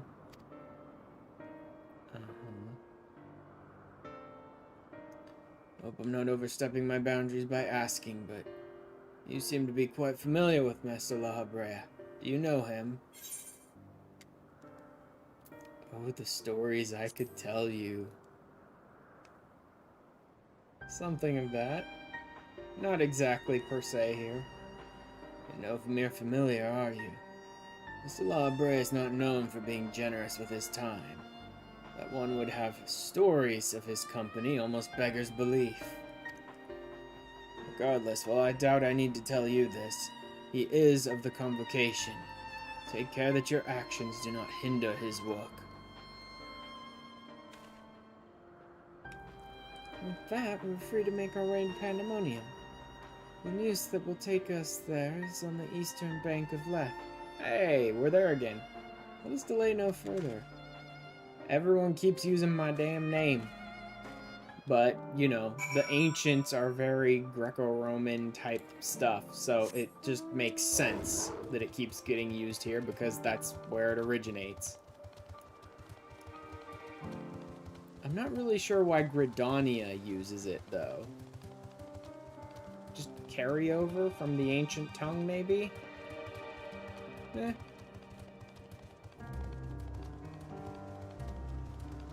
Who knows? So slow. Wait. Is that the noose? Otherwise, no. No, I think I need to go all the way around, actually. There's no noose here. Okay, I'm just gonna go all the way around. I don't want to run this one. Do your Ethercurrent quests. I've already wasted like an hour of this stream doing the Stigma Dreamscape, so I could finally unlock the 90 roulette. I want to actually get to the story. That would be interesting, though. Like, on Twitter, I'm getting into Pandaemonium. On my stream title, I'm getting into Pandaemonium. On Discord, I'm getting into Pandaemonium, and then I spend 3, 4, 5 hours and do like a bunch of other shit and never get to Pandaemonium. Although honestly, for a Final Fantasy XIV streamer and a VTuber, that's not the most uncommon thing to hear of. Like, I'm definitely gonna do this today, and then just like stand around in Limsa talking to your chat and watching videos and like literally never do what I'm supposed to do on my streams. Yeah, exactly. Especially now that we have a hot tub at the FC house, it seems like you never do what you're planning to do on your streams. Instead, you just hang out with Mello and Evie in the hot tub. But that's okay, that's a good use of time.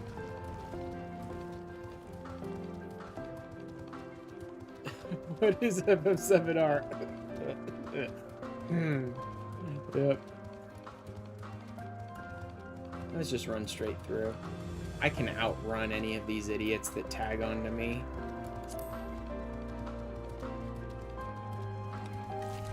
I need to get around to FF7R. Actually, I think I might have it now. No, I don't have it now. I was thinking there was a moment where someone was offering it free, like Epic or Steam or something like that, but no. It was some other method of trying to get a copy of it for free that I was engaged in, but I don't think anything ever came of it. There was some other person who's like, hey, everyone, tell me what games you absolutely love, blah, blah, blah, blah, blah, blah, you know, whatever. But I don't think I got picked or anything came of it, so I don't think I have it now. I do need to get it eventually. Like, my love for FF7 is so deep that I definitely need to get that game eventually. I just haven't been bothered to actually buy it yet, is the problem. Especially now that, the whole version of it is out with the intercession? Whatever version is out now. I'm gonna go shower and hop on and drag you around. I'm gonna hop on and drag you around intermission. Alright. Yeah. Get that one and play through all of it. So painfully slow. It's like, you're too freaking slow. I had to contain my surprise for the sake of appearances. Is it true that you too have met La Habrea in the flesh? I find you more fascinating by the moment. You too have met La Habrea in the flesh, huh? Still, I should refrain from asking too many questions. Secrets will make our journey all the more intriguing. Come to know each other in time, I wager. Or else why would fate have orchestrated our meeting? Okay. So yeah, if we know Thamus... If we already know Thamus, then it must be in something in the present time, because Thamus very clearly does not know us yet. Though I don't know how.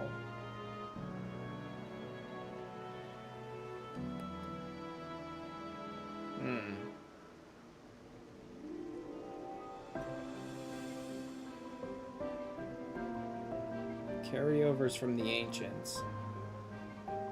I mean, I can think of the Watcher. At some point, someone speculated that, like, the Watcher might be Hythlodaeus, but I don't think so, because I'm pretty sure Hythlodaeus is already full-blown, like, dead. Not, like, still... Because Hythlodaeus showed up with Emmet. So Hythlodaeus was totally dead and in the Ethereal Sea. I don't remember who it was that speculated that the Watcher was Hythlodaeus. But that can't be right, with Hythlodaeus in the Ethereal Sea with Emmet. So maybe Thamus? Hith was inside of Zodiark. Oh, wait, Hith was in Zodiark? Because we met his shade on the moon. Okay. That's interesting. Oh yeah, we did meet Hythlodaeus' shade on the moon. But inside of Zodiark is interesting. Did the second half of the Ancients that got... Did they actually get sacrificed? I remember the Ancients were trying to sacrifice a second half of themselves to try and bring back the first half after summoning Zodiark, but I thought Hydaelyn stopped that before it actually went off. Did they actually do that? Because that would have had to be how Hythlodaeus was in Zodiark. Because when we had the flashback where she did stop it, it's going sacrifice. Well, if she stopped it, then how was Hythlodaeus in Zodiark to begin with? That's when she sundered them. Yeah, that's what I thought. Because in the flashback that we had with Hydaelyn, just as she was going to, like, trying to convince them not to do this, and then went to sunder the worlds, Hith was still alive. I don't think Hith was with the first half. Because we saw Hith and Emmet Selk, like, talking, and then Hith walked off. And Emmet looked, like, depressed as Hith was leaving, but I thought the first half had already happened. Time frame of that cutscene is a bit disorienting. Okay. Oh, she's walking through time. Oh. I didn't realize that that cutscene was, like, showing the progression. I thought that all happened in a single moment. I didn't realize, like, her walking past Hith and Emmet was before the summoning of Zodiark, and then walking into the rest of the convocation was after the summoning of Zodiark. I didn't realize that.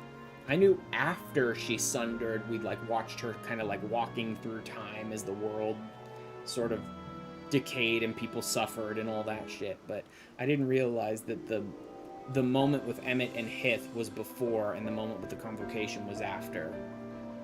That really didn't come across in that cutscene very well. They really should have put in, like, more of a transition in that scene in some way, shape, or form to kind of show that that's what happened.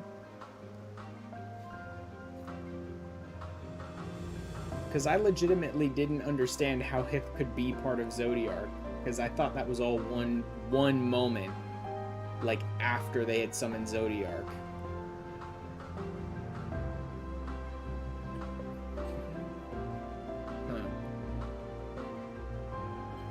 They staged it strangely because it was framed within the destruction of the final... Yeah.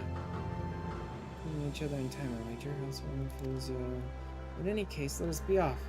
Truth be told, this would be my first time beholding the fabled Pandaemonium with my own eyes. It's a new adventure, eh?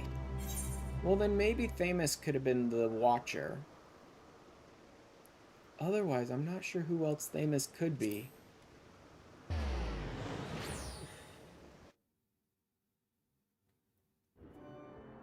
Although, who knows? I may be very, very surprised by it. Yeah, this seems about right for a place called Pandaemonium. And it pretty much looks like the kind of place that La Habrea would hang out. As much as I feared.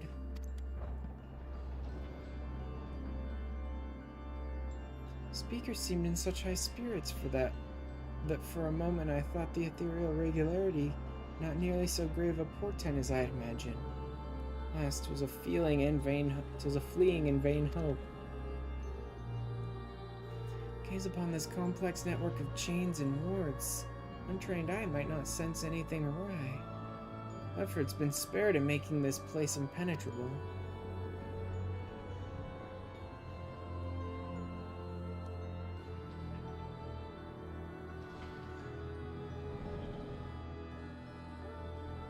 Like, who was it that just went, oh, La Habrea, you want to make a horrible demonic vampire castle that's like the most evil looking thing in the universe? Yeah, sure, go ahead and do that, buddy. Like 50-20 minutes, jump into heal wherever you might be. Alright, thank you, Luca. Even the finest of masterworks is not without its flaws, however. Someone or something is tampering with the protections. It's working from within, eroding them from the inside out. Who is trying to escape from Pandaemonium, though?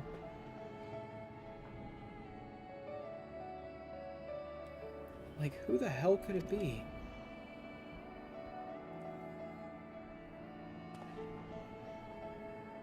You're not. There's no immediate danger. I reinforced what protections I could the moment we arrived. This won't put an end to whatever's occurring, but it'll at least serve to slow its progress.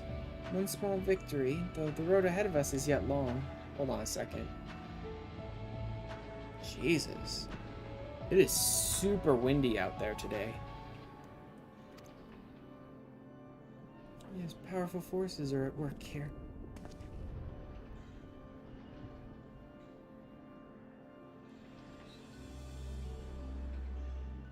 God. Silence in the air speaks volumes.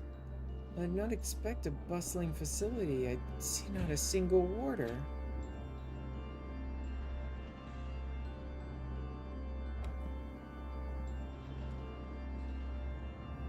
Our first course of action should be to seek one out, wherever they may be.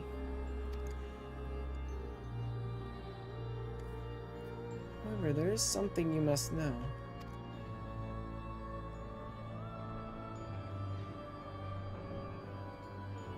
The magic I wove upon entering requires my constant awareness. That is to say, if we're forced to fight, I can't risk joining you in battle. If I lose focus, Pandaemonium's protections will rapidly crumble before the force assailing them. Now, you know, this is making me think Thamus is the Watcher even more, actually. Specializing in, like, reinforcing bindings and watching over dangerous prisoners. If there another way, I'd gladly choose it. But let's at least be grateful that neither of us is here alone, trapped in hopeless circumstances. If we should fail to find a peaceable solution, then I hope that I can rely on your strength to see us through. Interesting that you knew how you could see how strong I was. This request doesn't come as a surprise, to be honest.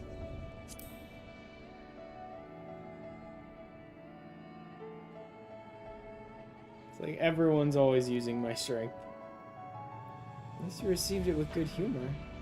Rest assured I don't mean to stand by idly while you risk life and limb. I hope to be able to lend at least a touch of magical support. Creation magics do have their uses in that regard. I had it in mind to use your ether as basis for illusory allies that will fight at your side. Perhaps 7 shall do? Uh-huh. Not exactly an army, but by the looks of you, a formidable band nonetheless. And so shall it be. Now what, I wonder, awaits us in Pandemonium's pitiless halls? It's interesting that they're establishing the people in your party as, like, illusions summoned by Themis to help you in battle. Because then when a cat girl shows up in a bikini, or some guy shows up in a elephant costume, you gotta wonder what's wrong with Themis's brain.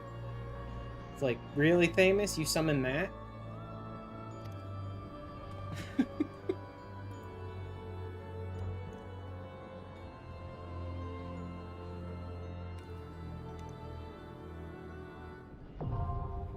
As Fidelos, the first circle.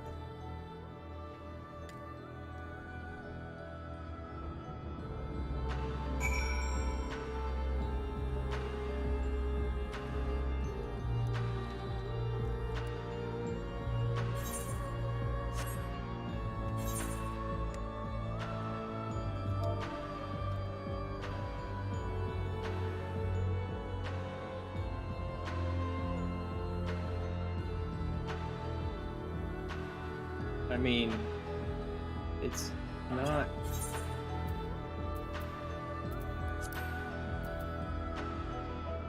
not savage. Not yet.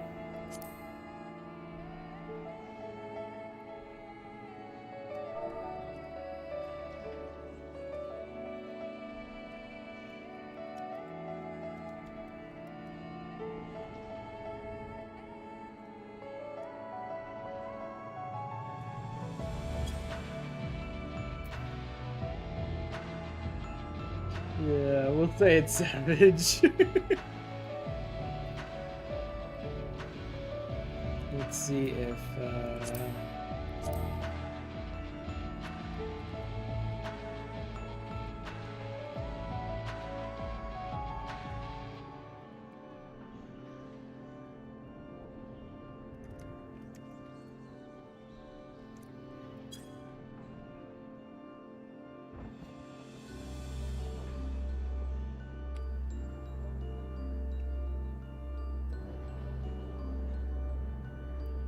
there's a number of people on now.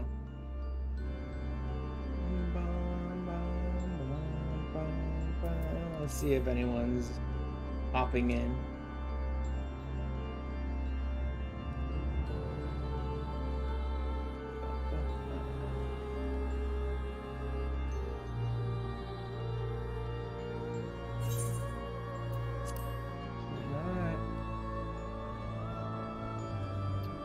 Level 565, yep, same as Aglaya. Which makes sense. Like, the tiers of the raids, it makes sense, right? Aglaya and Asphodelos are 565, and Abyssos, I believe, and Euphrosyne for sure are 595.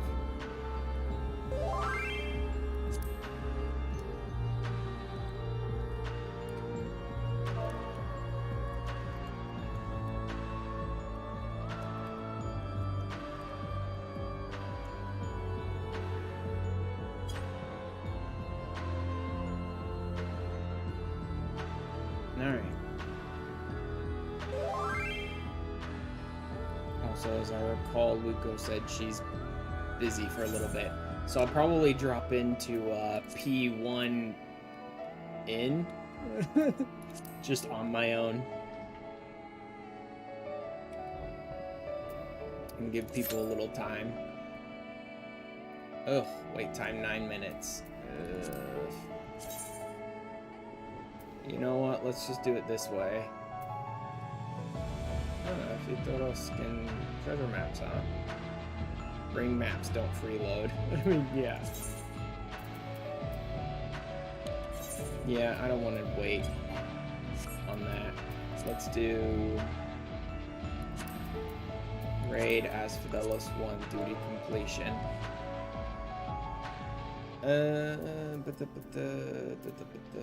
First timers are welcome. I don't care. I'm fine with that.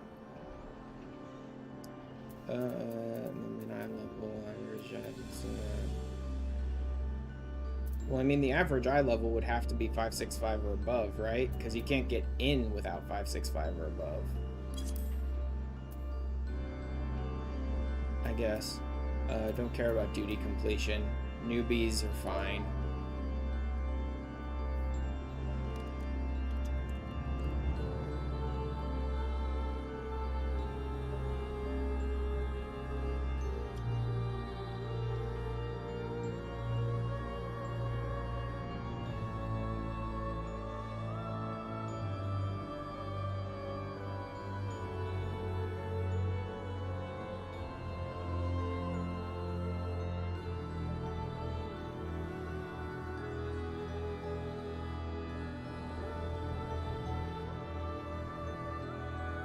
Works for me. Let's go ahead and do that. I don't know if there's any important shit I should have put in there that I was forgetting, but eh. First timers welcome. Come on in. Let's go.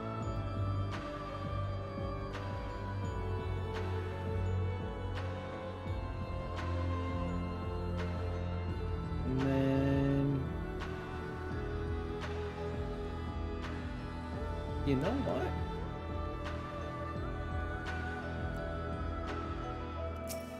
Since I'm waiting on this anyway, for people to load in, maybe I should go and start working on some of my ether current quests. Curing Anagoresis. I don't know if that's one of them. You and the Ilos. Perks of being a lost flower. I guess. Oh, that's interesting. I only see 4 blue quests here. Let's just start out here, I suppose. Oh wait, actually 4 should be right, isn't it? Because the 5th one you get from the MSQ, right? Yeah, 4's right. Don't really need to do that.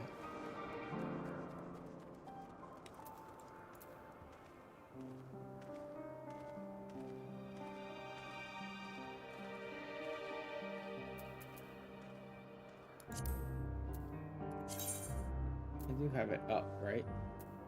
Yes. Good.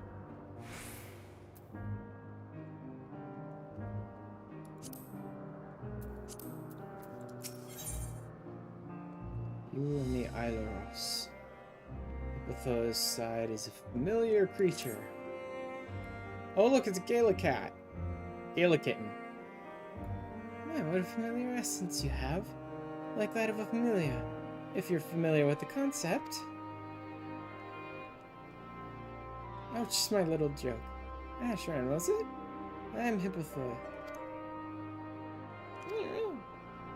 Yes, we're getting to that. Ashran, say hello to our familiar friend here. She's an Iloros. The Ilaroi are one of our newest creations, highly attuned to abnormalities in their environment.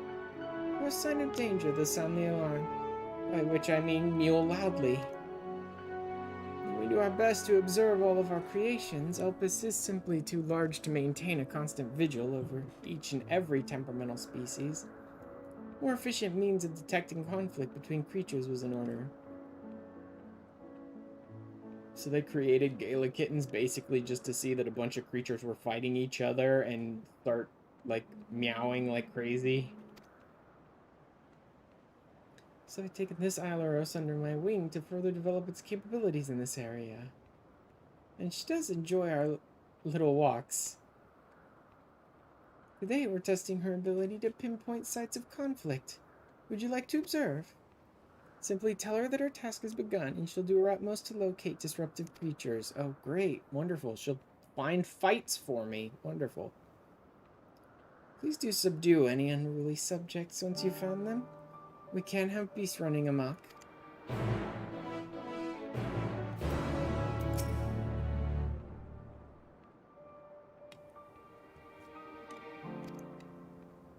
Follow the Iloros and try not to fall behind. Yeah, sure. Good luck with that.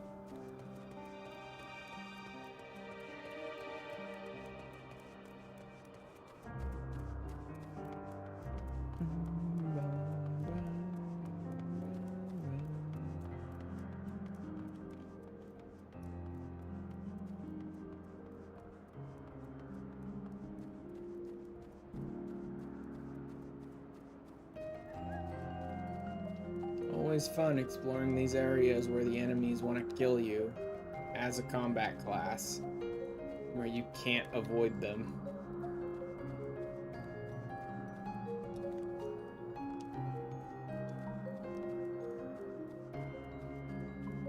Well, this looks like it could be a conflict. Two nearby creatures that are facing one another down and looks at you expectantly. Great. Go kick the crap out of both of them, apparently.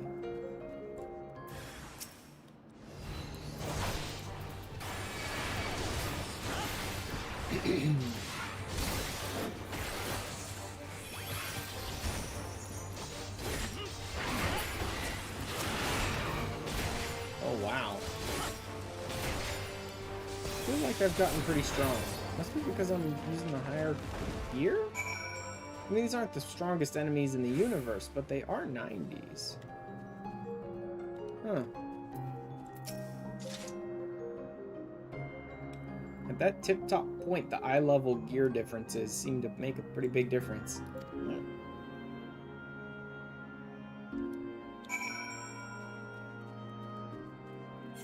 Is that it?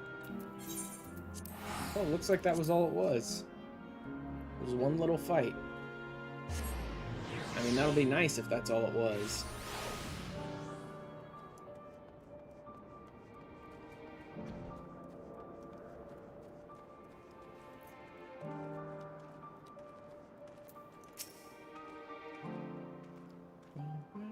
In the science, what were the results?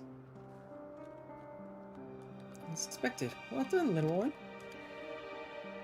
Magnificent creatures, the both of you. Shame we can't give you a pair of tiny wings and a bell, too. It's against protocol, I'm afraid.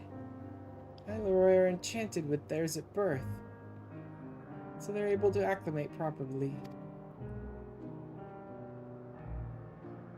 Certain you have your own unique potential to rise to, however. In fact, why not join us for another phase of testing? How about not? I'm good. I got what I came here for.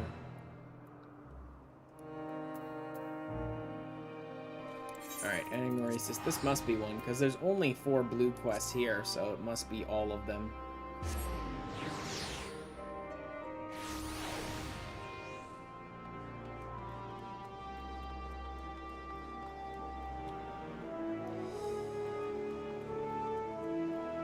Can you... just a sec.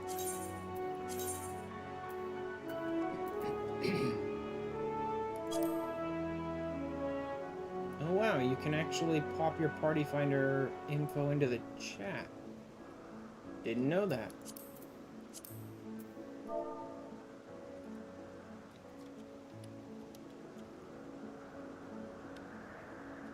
What does that do though?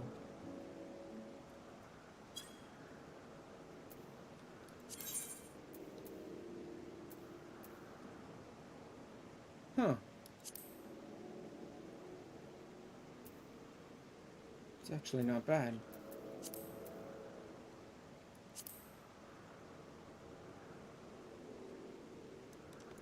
We'll see.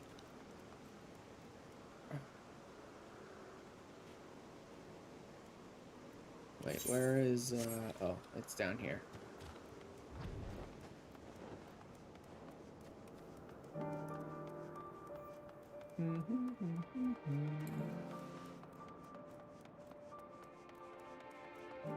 I do actually like just how simple that quest was.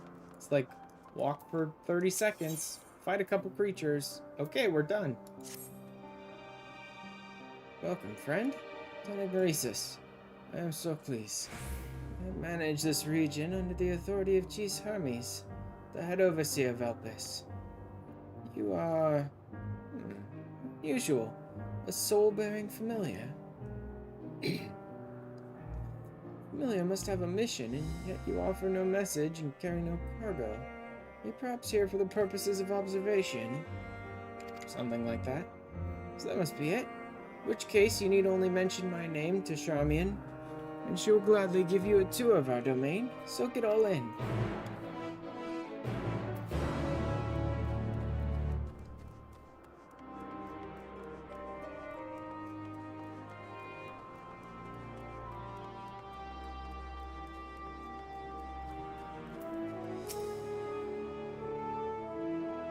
Yes?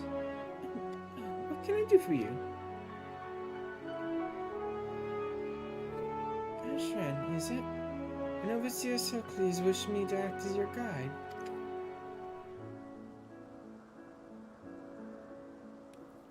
Oh, no, I didn't mean like that. I'd be more than happy to show you around. I'm simply wondering why the overseer chose to send you to me, of all people. I haven't been here long myself, truth be told. Until quite recently, I was wholly engaged in a prolonged research project at the Academia Annata. Surely there are other more experienced individuals who could provide a more comprehensive... This grumbling is hardly constructive now, is it? The task was given to me, and I will attempt to cover the most salient features of our facilities to the best of my abilities. After all, it's not every day that one is asked to indulge the curiosity of such a rare and fascinating visitor. We can commence the tour this very moment, if you like.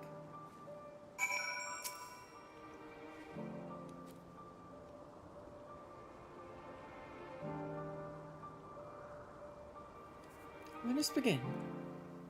Rather than have me lecture you as we walk along, I think observing firsthand what we do here in Anagnosis would prove more beneficial.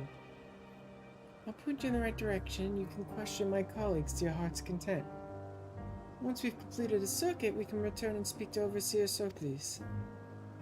Now accompanying you, keep her at your side in order to proceed. Okay, it's an escort. Easy enough.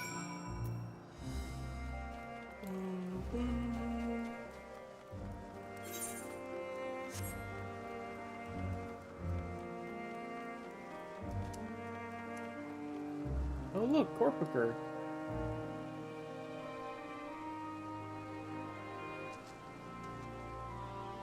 Didn't realize the Corpicers were this old. They were created this long ago.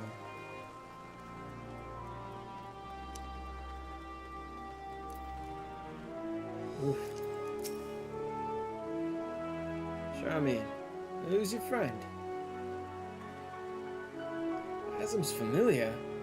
You appear so astute and deliberate in your thinking. I should very much like to make an extended study of your composition and consciousness. Oh, do forgive my forwardness. It's my duty to chart the behavior of familiars, and I find it ever so diverting. Arcane servants are rarely permitted to roam the world at will, you see. Our research here is given special dispensation. Once the subjects are properly registered as concepts, of course.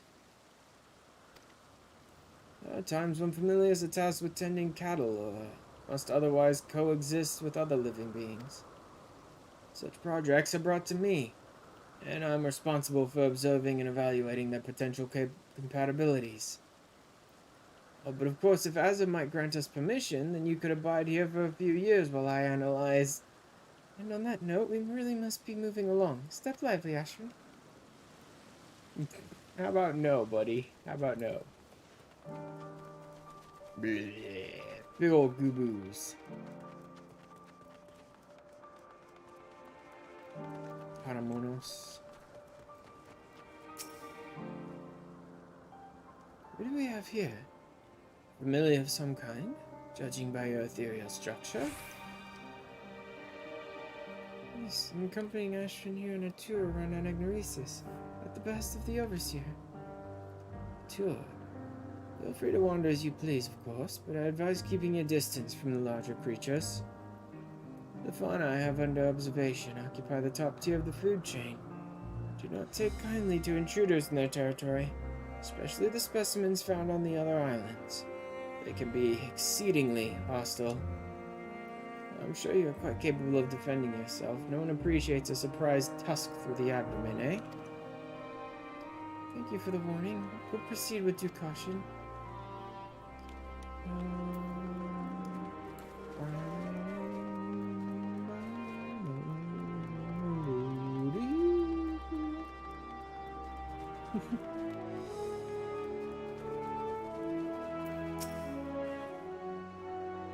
Hello, Charmian? Was this something? The Overseer asked that I give this familiar a tour of the grounds. I thought the best way to do that was to show him what we do here firsthand. I see. Well, as my work is rather difficult to demonstrate, I hope a brief explanation will suffice. Our creations are many and varied, but I mainly preside over the plant life. When it comes to watching certain grasses grow, one must be prepared to observe over the course of several years, and in the case of trees, sometimes decades. Tedious, perhaps, yet necessary. Plants are capable of altering an entire habitat. The presence of a food source has an enormous influence on the local wildlife. Is that the sort of thing you wish to know?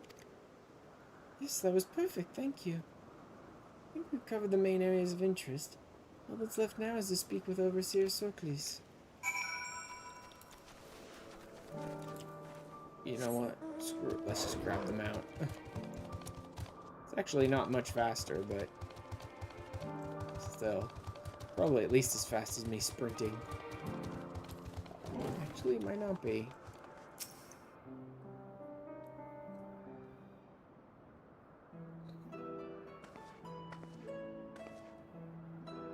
I see you've completed your tour. Almost. We spoke with those in charge of the various facets of anamnesis. Well, it'd be fitting to end this visit where it began. With you, Overseer Socles. I see. What is your impression of the work we do here? Equal levels, passion and patience. Alrighty, I'm back. Alright, Luca. I just put up a party finder because it seemed like it was gonna be a long wait loading into the queuing up for the duty. Glad we could help further your worldly education. I'm glad to see you enjoyed the experience. At least I hope you did. So I've just been doing my ether current quests while I'm waiting. Truly a masterpiece of creation. Only a soul-bearing familiar could demonstrate such robust cognitive and cogitative, I think, faculties. Maybe perhaps designed to inspire others. Maybe something special has been woven into your aura. I mean, a lot of the very nature of what Asm is woven into my aura. An intriguing presence, to say the least. Please stay a while and share more of your thoughts with us. No thanks. I've already got the ether current. I'm good. Yes, I second this invitation.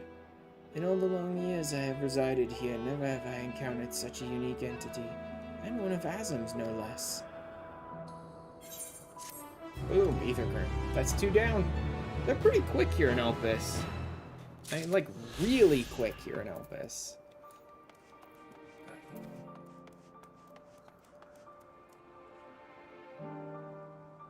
Let me go ahead and,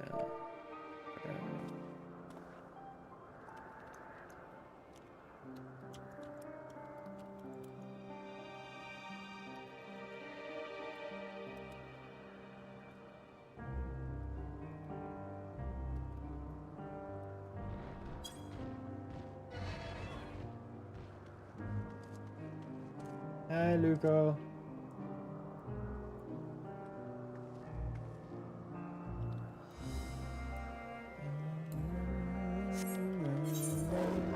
Where are the others? Fortanoikos.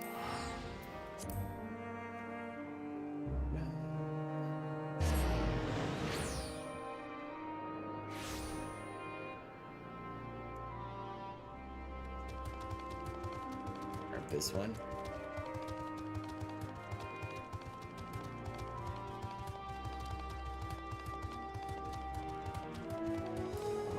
Honestly, yeah, at this rate, I'll get my ether currents done today. Especially if they're all this quick.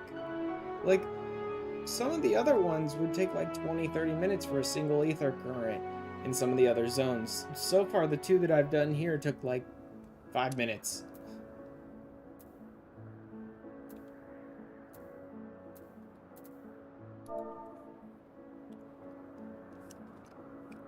No.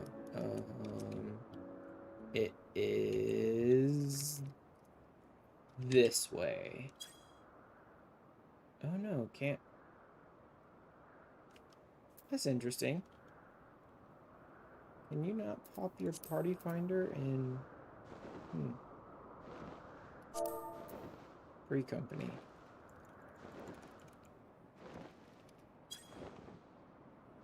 Yeah, that's interesting. It doesn't let you drop the party finder in the free company chat.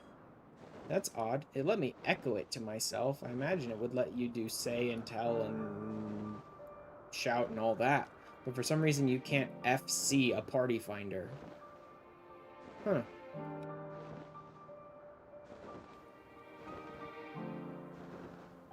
Although maybe it doesn't let you drop it in other chats very easily, but then why does it let you link it to chat? Hmm.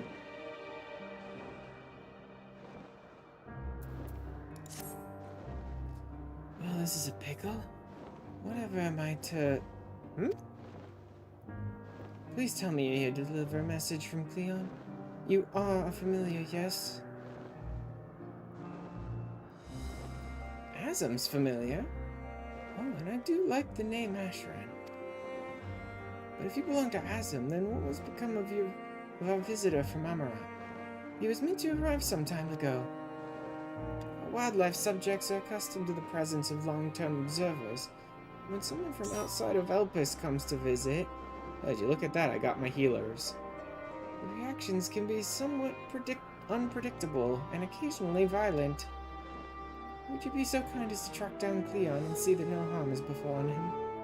Visitors don't wear masks, so it should be easy to spot.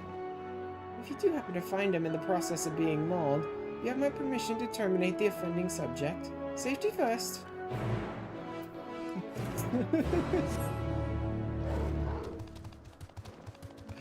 Go just following me around on a dragon.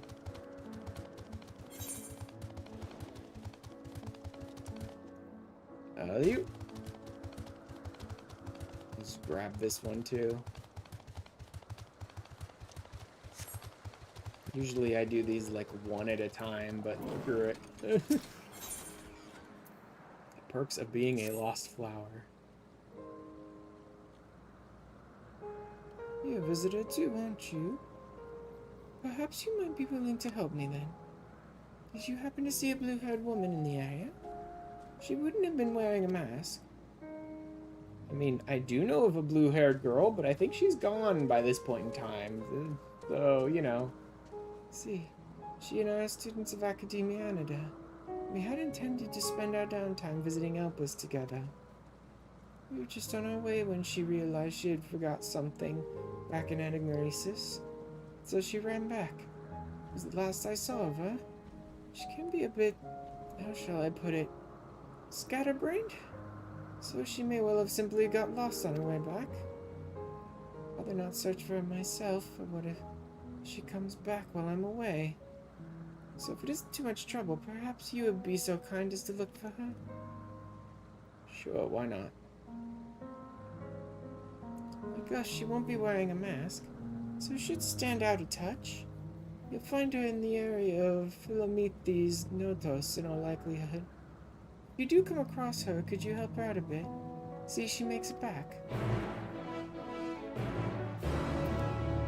So I think given the, that I have like an actual time limit today, because we have dinner coming to our house, like I've already placed an order for some Indian food and all that, and I want to make sure to be able to like get it and prepare it for my family, just like dish it out and all that stuff. I'll probably have about an hour 15, an hour and a half left before I have to finish, so I seriously doubt I'm going to make it all the way through as Fidelos today. But Saturday, I don't believe I have any like time commitments that I desperately need to limit my stream exactly. Like, so I'll probably finish as Fidelos and get through Abyssos on Saturday. I mean, I seriously doubt that's going to take me like 10 hours or anything. So it might end up being like a 4 or 5 hour long stream probably to do both.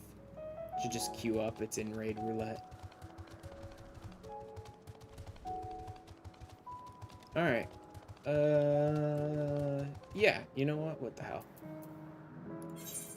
Let me draw those? No. This one. This stays. Hey, we got someone else.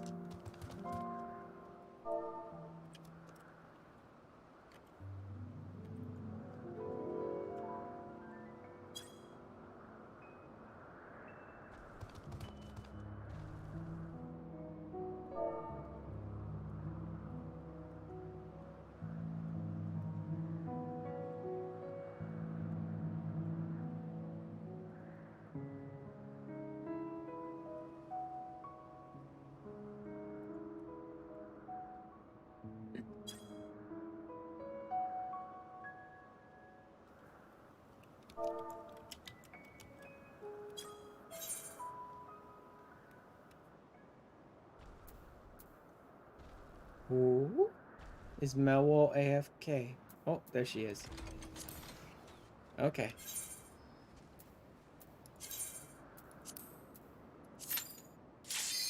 Yeah, there you go. Both tanks and both healers. It's like, you don't need to wait for the roulette at that point. That's some instant queue.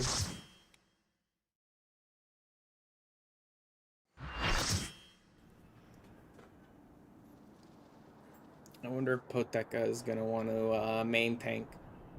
Because I need to watch the cutscene first, so he has plenty of time to pop his, their tank stance if they want to.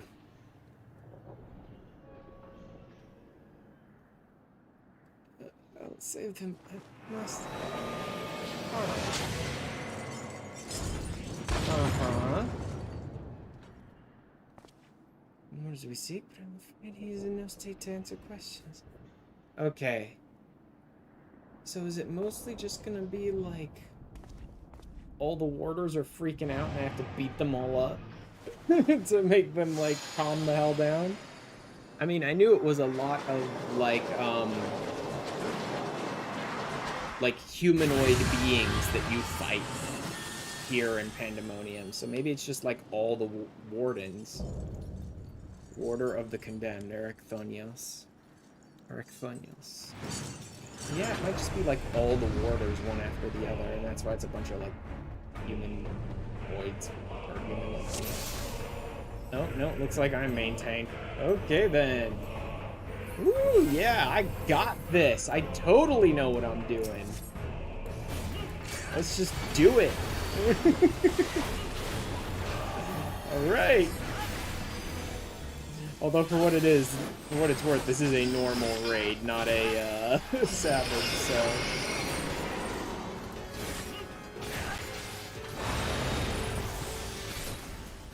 Okay, got a golden stack there. Oh, is this half the arena? I nearly still remember the savage version of it. Okay, so that's half the arena. That's why I got a golden stack there. He cleaved half the arena and I wasn't paying attention. Got it. But as healer.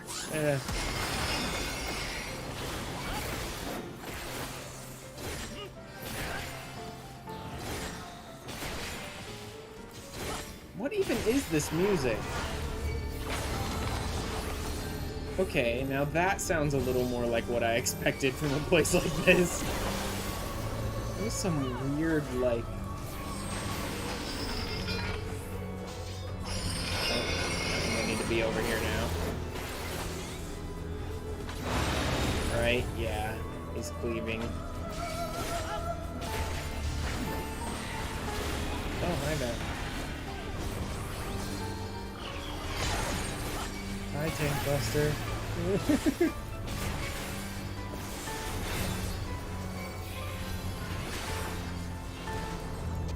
Oh, Luco got taken. I forgot that was a pushback. Yeah. Okay, what are we doing here? Close to ash, flush to ice, temperate, torment, hot spell overwhelmed by the power of fire. So do I need to be in ice? Okay, yeah. Hot spell, cold spell. Got it. Okay, I see. Blue is ice, red is fire, and I need to alternate between them so I'm not getting overwhelmed by one too much. Got it.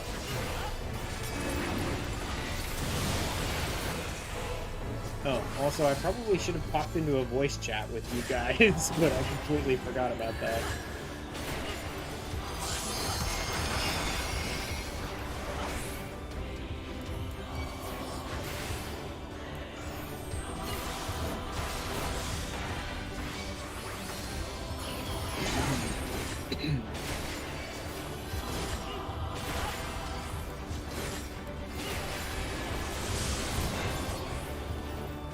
What's that doing?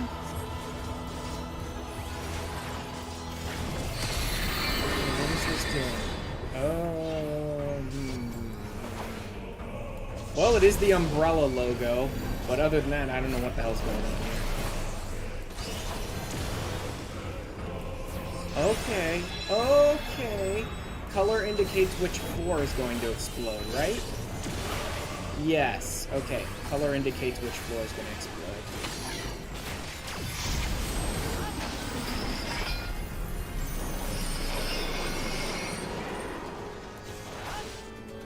And he's cleaving half the arena at the same time. Got it.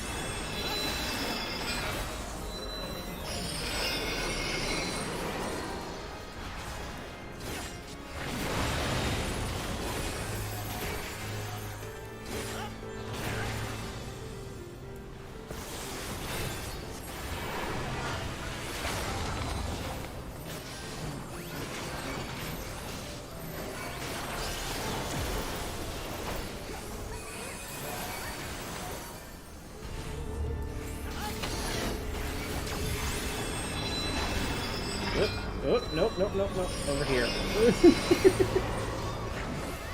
Oh, arena cleave too.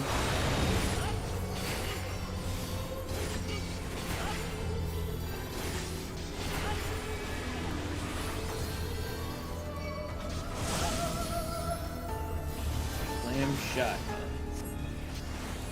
I don't know what that is. I'll go ahead and pop a shield just in case. That doesn't look like much of anything. I think that was mostly just changing the arena.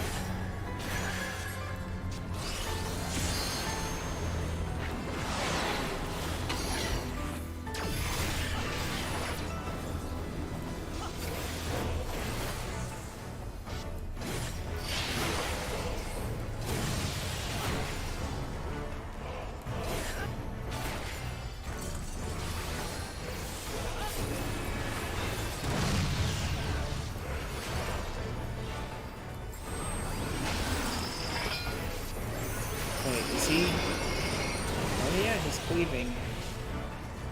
That's okay, it doesn't matter. We're good.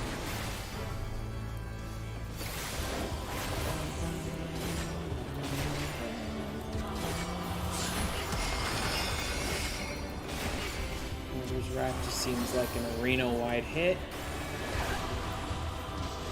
Nothing real special about that. Yeah, everyone gets hit.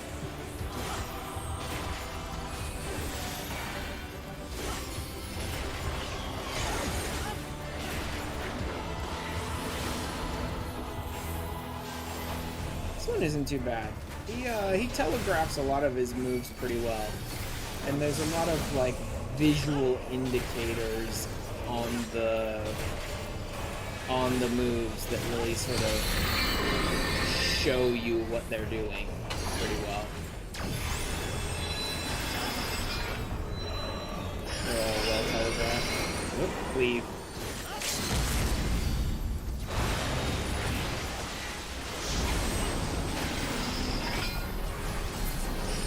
There we go. Now, Eric Fonios. Shut the hell up, calm the hell down, and let's talk.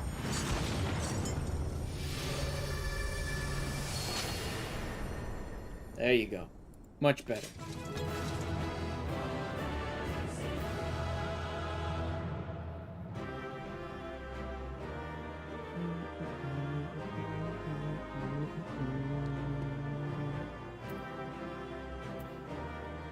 Okay, I think I don't... This would all be like 565 stuff, probably. But screw it, I'll take it all. Or whatever I can, I suppose.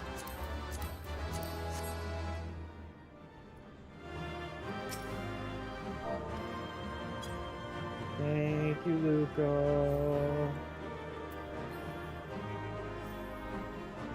Explosion.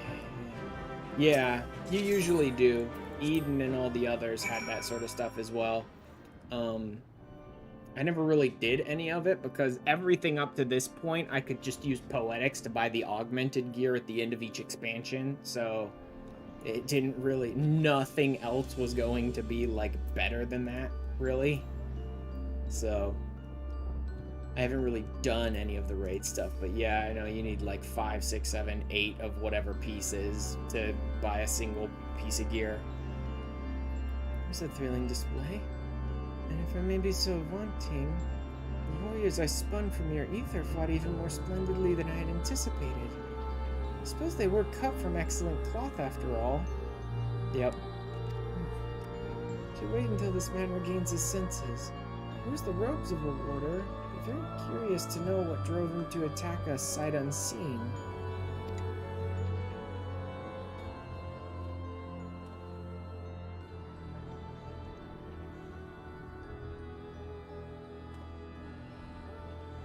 And the latest normal raid is also unmarked, so it's much more interesting.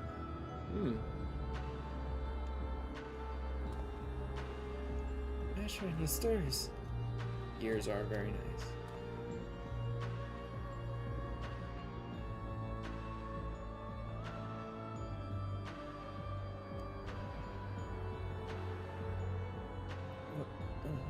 What came over me? It's coming back to me. My mind was filled with a storm of desperation, anger. I leapt at you, though I knew not of your intentions. Pray accept my apologies and my thanks.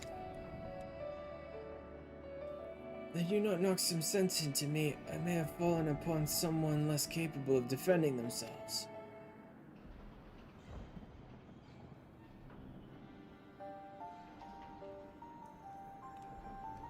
I'm Ericthonios, a warder of Asphodelos, Pandaemonium's highest lair, in the place we're in now.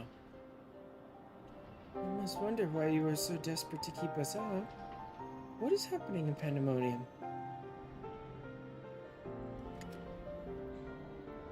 Creations interred within Asphodelos have been set free, and stalk its halls to no end but violence.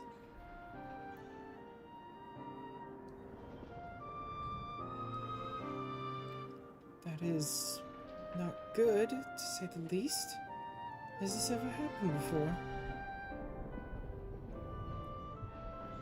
No, never.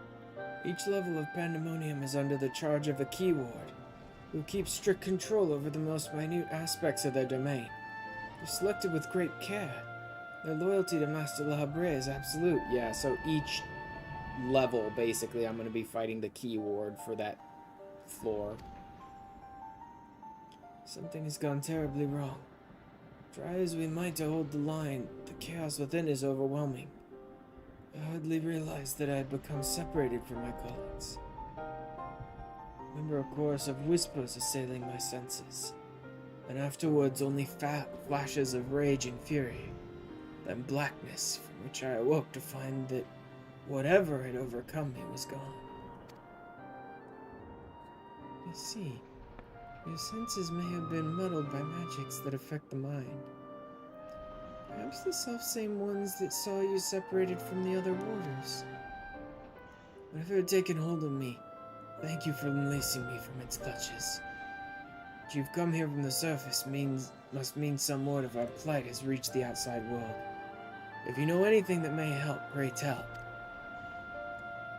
Nothing, really? But that the ether of this area is very odd.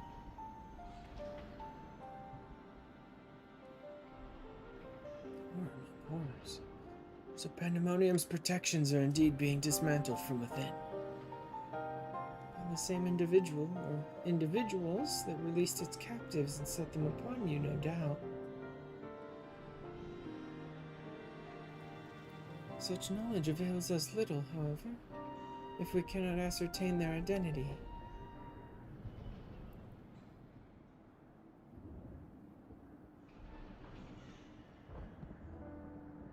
Famous, was it?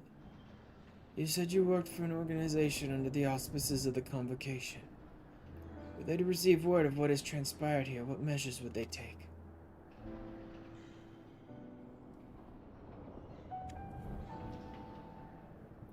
Doubtless they would consider this place to be a lost cause. Pandaemonium's ties to the outside world would be severed. Perhaps it would be wiped from existence entirely.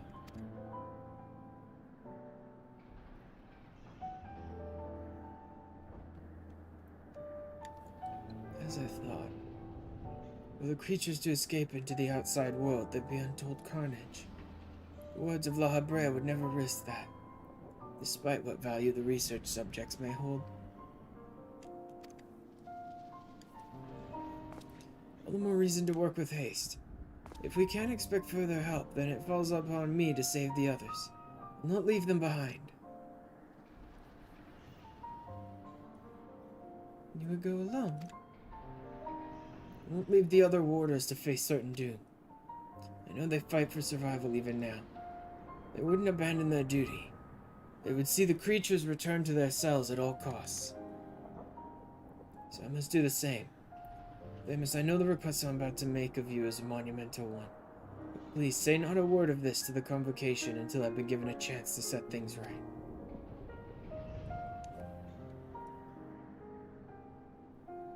Forgive my rudeness, Acthonios. My decision cannot be swayed by emotion. You would only be consigning yourself to an early death. Strength of resolve alone cannot win in the face of overwhelming odds.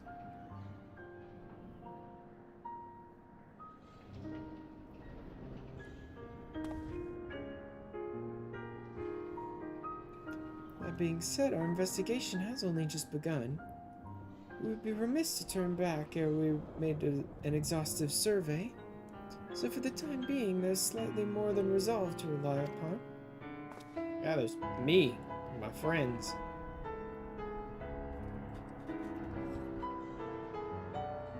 I knew you would be all too eager to join us.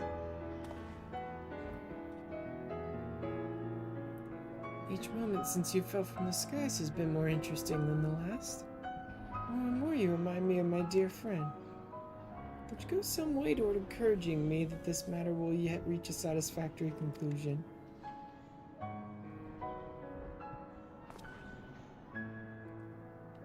Do you agree to help us? I mean, yeah. For the moment, our goals align. Protective magics of Pandaemonium yet hold, so for the moment, time is in our favor.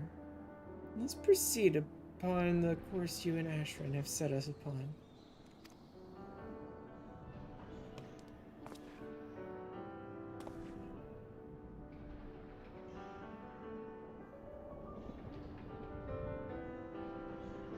Amos and Ashran, yes? Warders owe you a great debt already. Just need to check on something.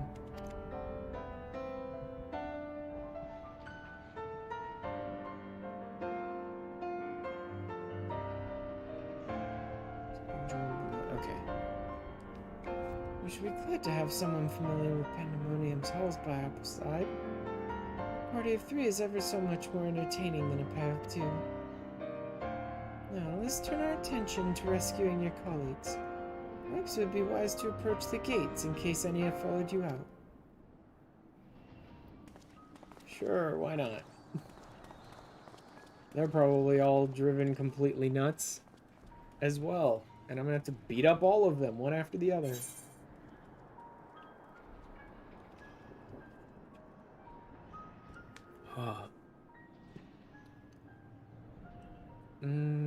Oh, these are 9s.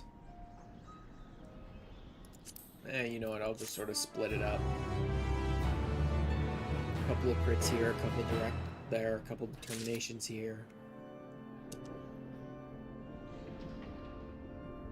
What do we even have? Wow, Poteka actually stayed with us. While I'm doing the story, Poteka's just hanging out and waiting. It's impressive.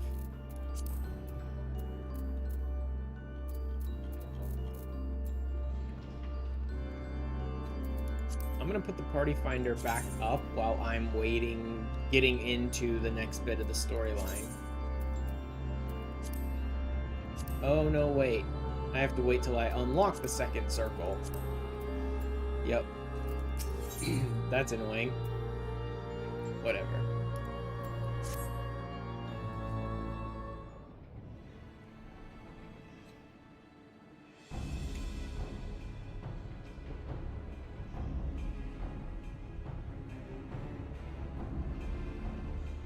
Although part of me wonders if Poteka is busy unlocking these too. Because if Poteka was joining to do Pandanormal stuff alongside us for the very first time. Though I don't know that for sure. Then they may also be just watching these cutscenes too while I'm unlocking stuff. And a sound can be heard from within, which means neither creature nor warder has made it this far. We should begin forming a plan to save them at once. Forgive me if I misunderstand, but do you mean to rescue the warders and creations both?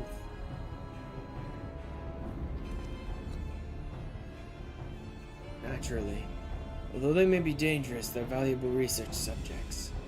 I wouldn't see our labor, our untold hours of study go to waste. Say La Habrea would smile to hear you say such a thing.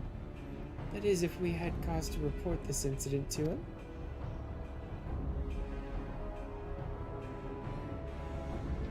Smile? I'm not sure his face is capable of such warmth.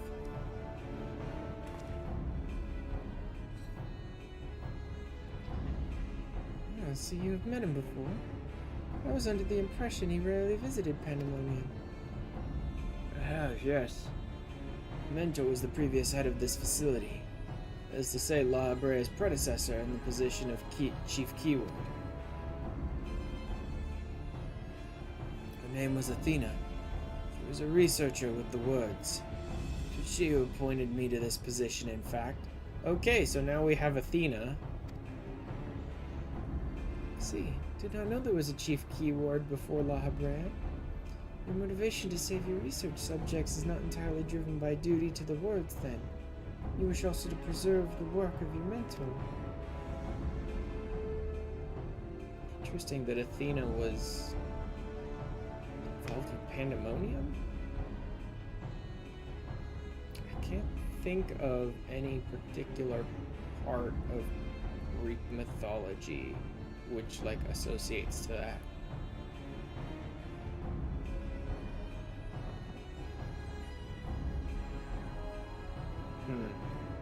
Oh. You're right of it. I'm lacking in ideas of how to go about that, however. And I'm a mere warder and can't wield intermittent magic. Shouldn't that be interment magics? Intermittent magics. Of course, I can hardly expect you to be versed in the magics we use here. You recall during our battle earlier, I bound you in ethereal shackles. Interment is a more refined and powerful magic based upon the same principles. Yeah, that shouldn't be interment. That should be either interment with 2 R's or internment with an N before the M. Interment is different, I believe. I thought interment is like sporadic or like spaced out. Something is happening like intermittently. No, that's intermit. Interment? I don't know. I would expect interment with 2 R's or internment if he's talking about like chaining things up and locking things away. Both are used to keep our subjects docile. Only the keyword of each tier is permitted to use interment. Even if I were allowed, I lack the aptitude to use the spell to any notable effect. Fascinating. You have some knowledge of these forms of spellcraft, actually. La Habrea himself established their foundation, if I recall. Well, shackles are meant to bind an object in place for a short time. Interment freezes the very space around it for as long as the caster wills. Indeed.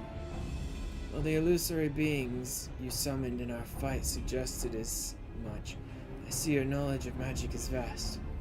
Perhaps you've already mastered the art of interment. And I've been lecturing you like a child all this time.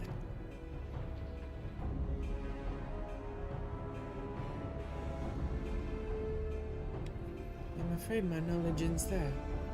I've not the precise understanding of how the invocations interact with natural laws that would be needed to cast said spells with any consistency. I consider myself well versed in various magics, be ill-advised to assume the duties of a keyword without instruction. That being said, if I were to learn more of interment and its inner workings, perhaps.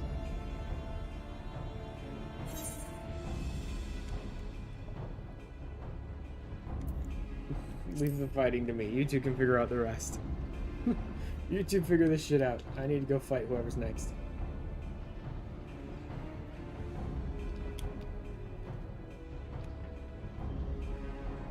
I dare say we can do just that. Anthonios, you implied that what prevented you from performing interment was lack of magical capacity. What if I supplemented your power with my own? Would the spell succeed then? I can't say for certain. Never heard of such a thing being done. It may be our best recourse. That is, of course, assuming you can perform the initial rites and incantations flawlessly.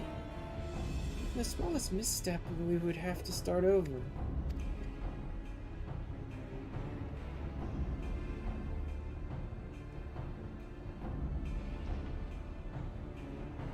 You needn't worry about that. I've seen the spells cast so many times that their motions have been burned into my memory. I won't disappoint.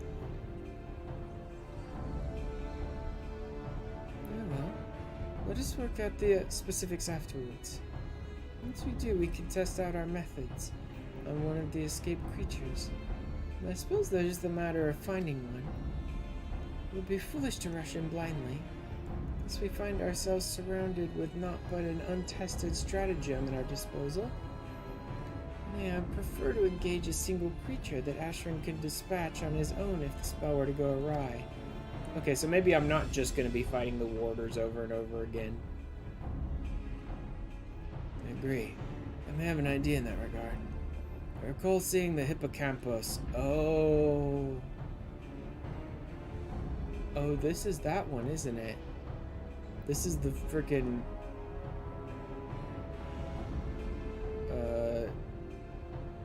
what was it?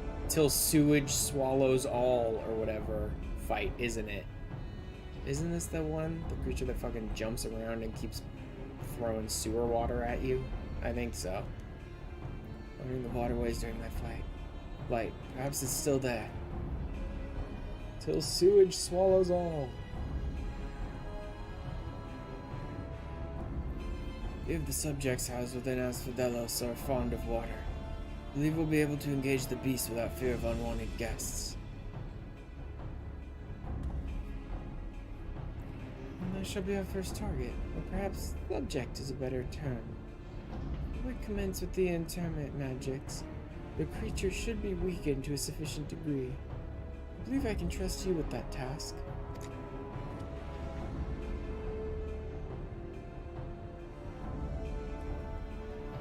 As dependable as ever. Once you've given it a thorough trouncing, we shall bind the hippocampus with the keyword's magic. Until then, my illusions shall fight by your side. Strange that your illusions look so much like my friends.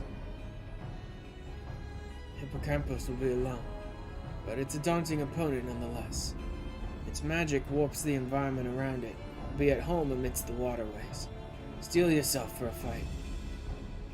Asphodelos, the second circle. Fighting a sewage beast. Second circle.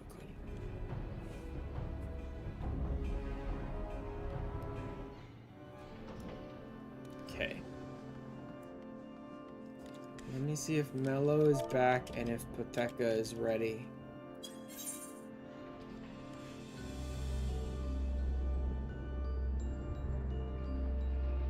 Oh, and if Luco's back.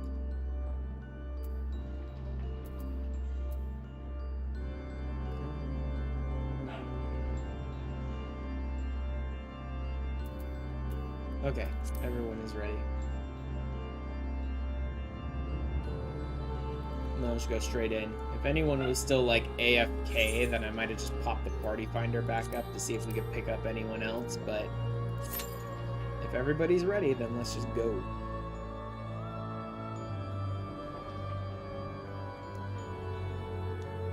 While we have time. So I've got about 40 minutes, I guess? I think about 40 minutes. Around 4:30 my time, I think I'll probably stop my stream. Like, whether I'm through with As Fidelis or not. This is actually taking a surprisingly long amount of time for 2 tanks and 2 healers. At that point, when you've got all the tanks and all the healers covered, I would expect almost any duty you queue up for to be an insta-pop. Anyway, let me,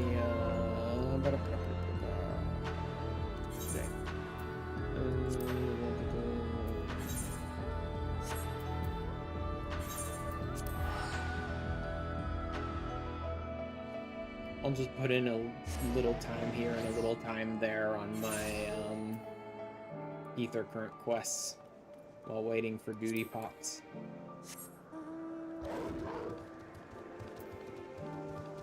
It's interesting to be doing it this way. Like, okay, let's queue up for duty. Now I'm gonna go work on my ether currents.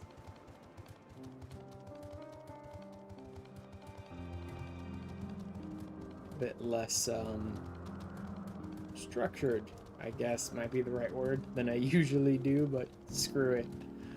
I'm tired of walking around Elpis anyway.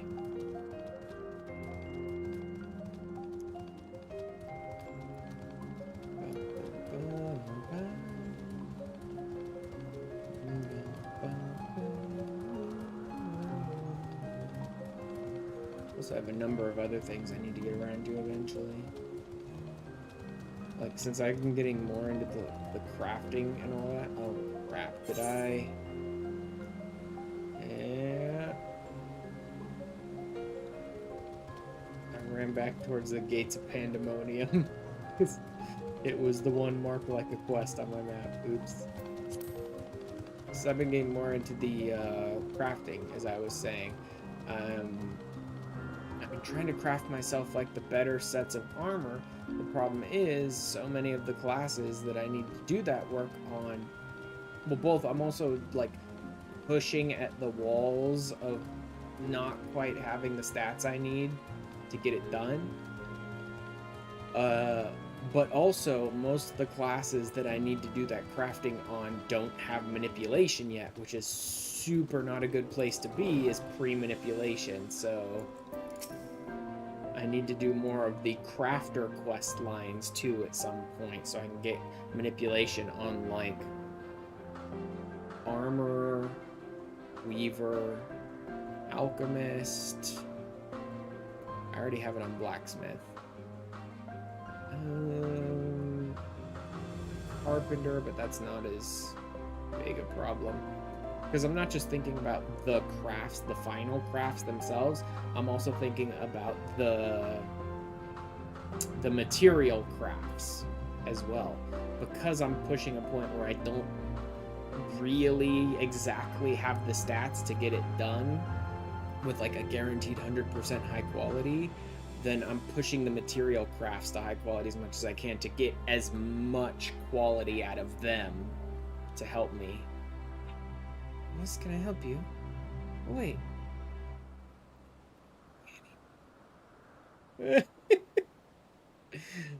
I'm just not doing the Catboy stuff nearly as much with my avatar. I'm moving away from it a little bit there. Like, my character is a Catboy. My character is always going to be a Catboy because I like the way he looks. Yeah, why no stay? Then go MIDI. No, I don't want to. My character is going to stay a Catboy, like, forever. But Ash, my 14 character, and Ash, me, aren't exactly the same. Actually, there was a very different idea I was thinking of going for like my next VTuber update. But the thing is, I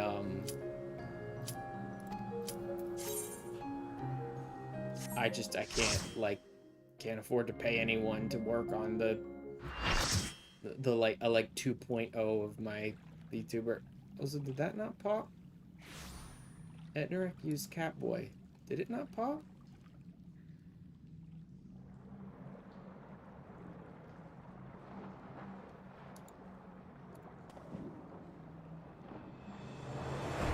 Is it not working? It should be working. It worked earlier for Luco. Stand. I'll redeem it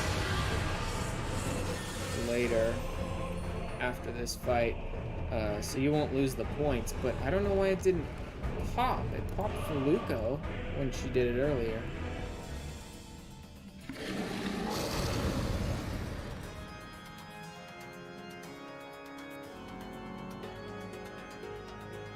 Boneless pizza? What if I want bone-in pizza? What? Boneless pizza?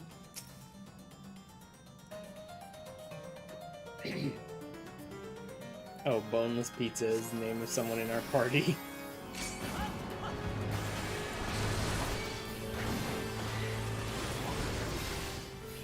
Okay, yes, this is sewage swallows all. I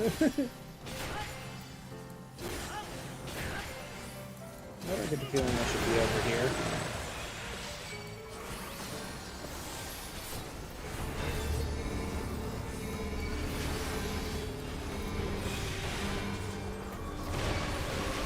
Thank you, Pateka.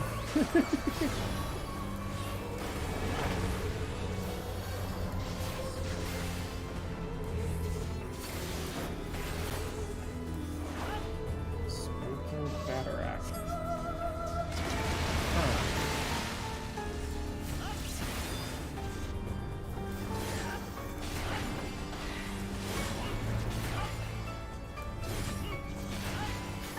I don't understand. Ugh.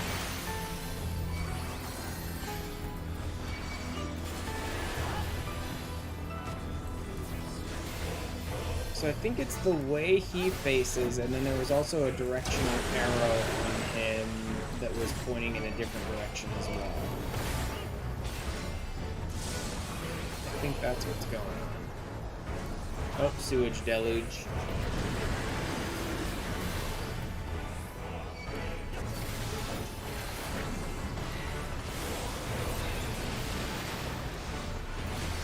Okay, yeah, that covers the whole area.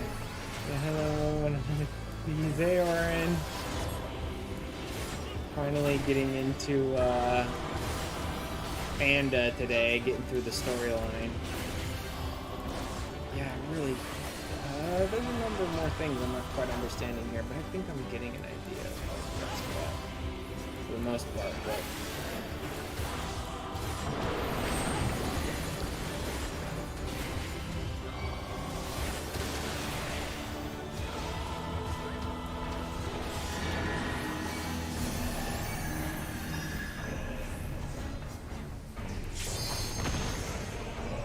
Whoop.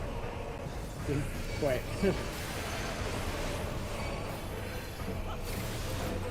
Association. What is that? Oh. The head just pops right off. Like, that's just normal. Great. I get the feeling that's going to be a line AoE from that thing. Yep.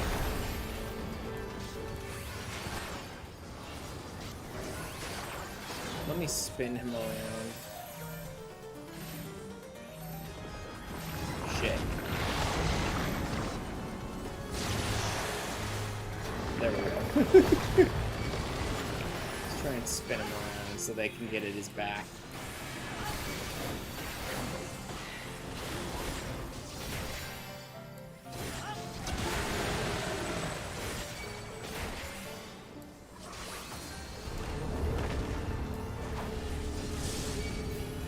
Sewage deluge again.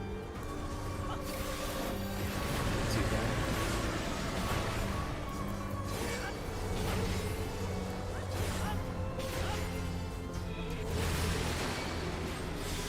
Where's tainted blood?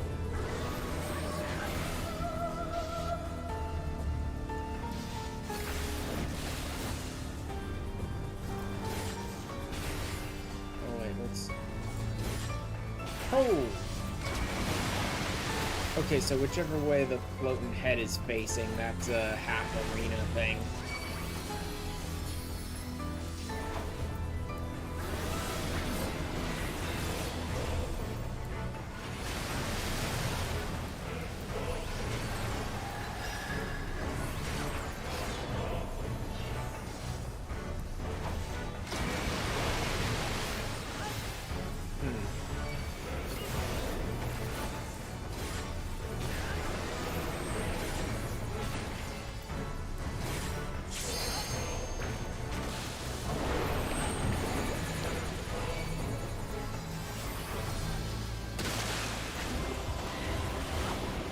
Sure, stack with us, boneless pizza.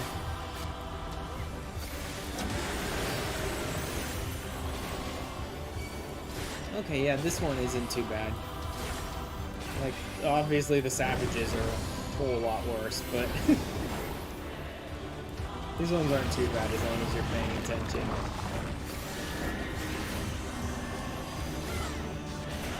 I'm good. I'll just knock back resist this one.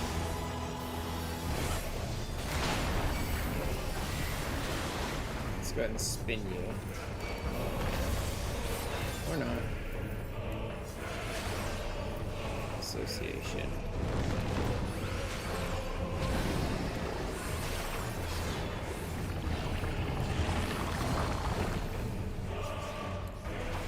Sewage eruption.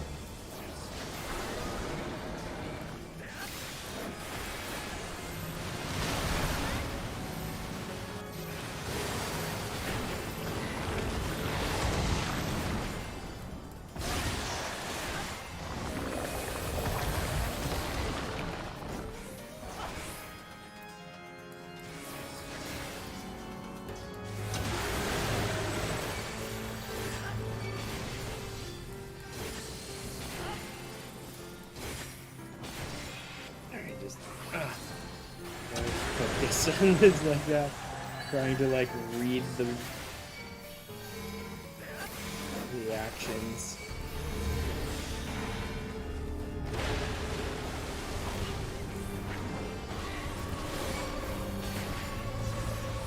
Poteka's very good at this. Like, Poteka's been on the ball for pretty much everything. Handling mechanics pretty well, off tanking great, and then making sure to stack with me whenever it's needed.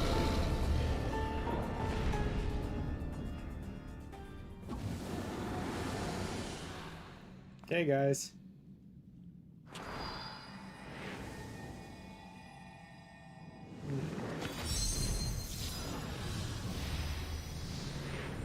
You can oh yeah, you could.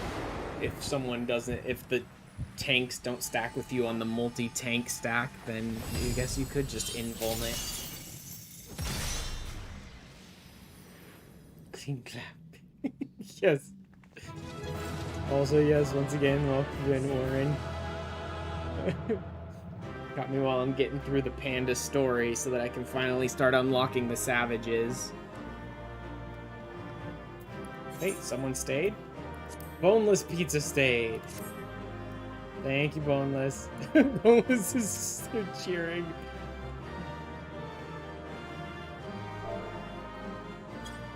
Thank you, Boneless.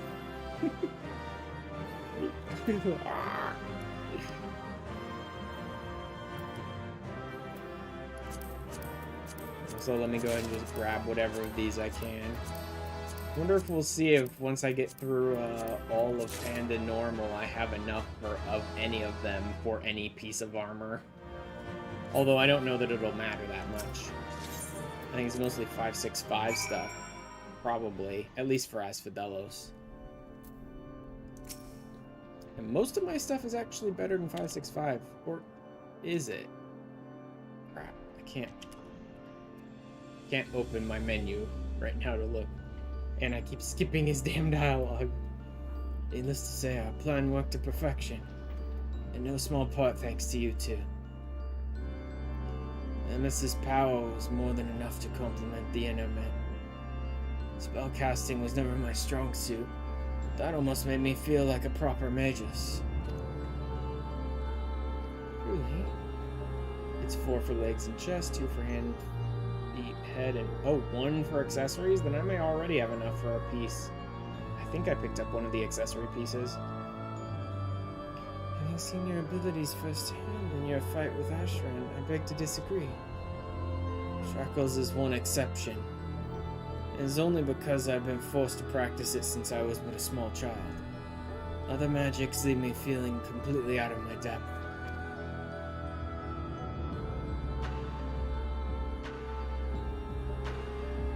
Regardless, it seems luck is on my side, to guide me to you.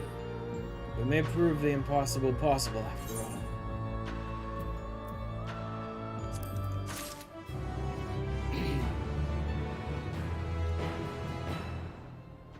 I wonder if one of these guys I'm traveling with is the Laha Brea that I know. Because I know we're supposed to encounter Laha Brea in the Pandaemonium storyline, but I've also seen the, like, the weird, like, blurred out silhouette, whatever, image of him in the background of one of the screenshots or some shit of one of the, like, logos or whatever. And he's like this old, grizzled, bearded dude who may be the Laha Brea I know, because we've never really seen what he looked like before the Ascian that I knew. But part of me is thinking that, like, old bearded man is not the Laha Brea we know, but that, like, it might be his successor that is the Laha Brea we know from the present day. So I'm wondering if, like, one of these guys ends up becoming the next Laha Brea. Fires of creation. That'll be interesting to see. Success in sealing away the hippocampus is certainly heartening. The hybrid, yes. The fact that we have yet to see any other waters concerns me. Like, I don't know why exactly, because as I've said, they never, like, showed us Laha Brea's face in the storyline. So there's every chance that the bearded dude that I seem to remember from, like, the posters or whatever is actually the Laha Brea we deal with in the present day. But for some reason, I just don't feel like that is the case. I feel like the bearded guy is, like, the previous Laha Brea before the whole Zodiark thing happened. And the guy we're dealing with in the present day is, like, his successor, basically. I mean, anyone can be Laha Brea, that's true. It's like, oh, you don't think he's Laha Brea? I mean, anyone could be. He's kind of a dick like that. He just loves to take over everybody else around him. Laha Brea. Oh god, Luca. I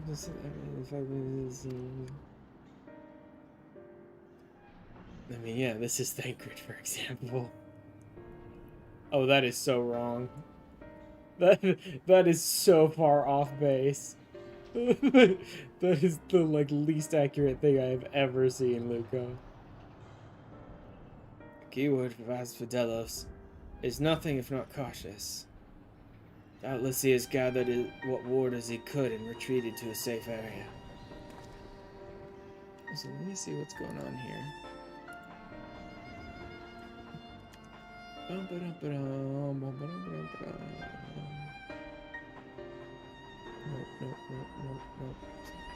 It's been a while since I've done these things. Because everything just sort of works normally, so...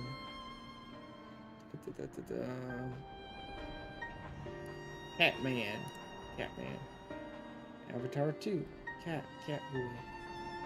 Start delay, reset after 60 seconds. Yep. Nope. Yep. Nope. Everything looks fine. I don't know why it's not working. Let me try one more time. Did I limit the number of uses? No, it couldn't be, because if I limited the number of uses, it would disappear from the rewards list after it was used a certain number of times.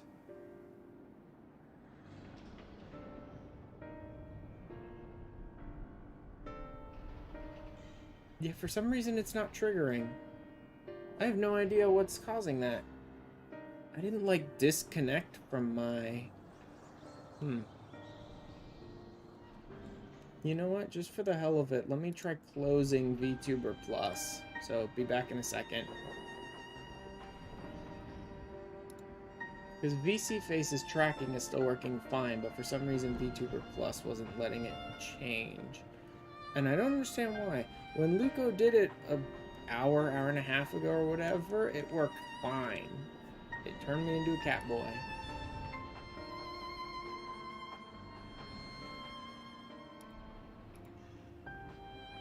Okay. That worked. So then what happened to glitch it out? Huh. I don't know what must have... Something must have caused it to glitch out then, I guess. I don't know why.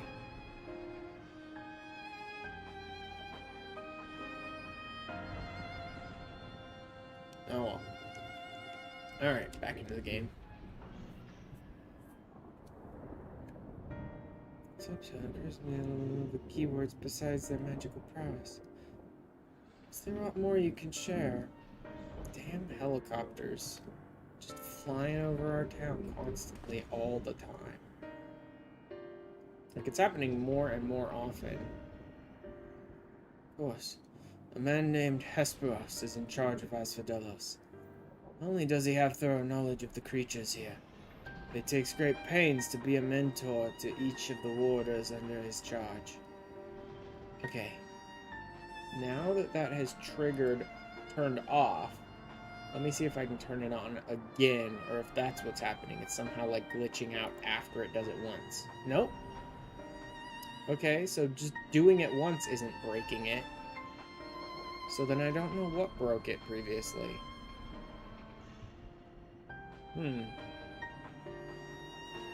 That is just strange. I have no clue what caused that to happen. Let me go ahead and open... Just a sec.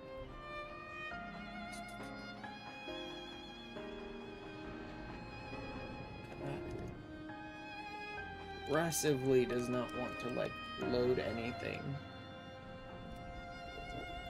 Every time I'm streaming, it's like that. It's like, bring up your browser. Okay, wait half a minute.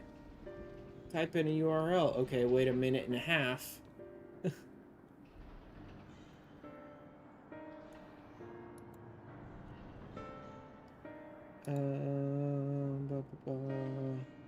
It would have been in... No, not that. It would have been...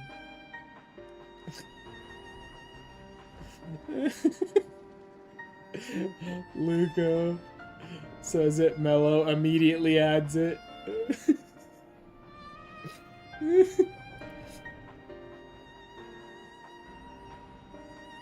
It's like, yep, that one's allowed, definitely. Where is the...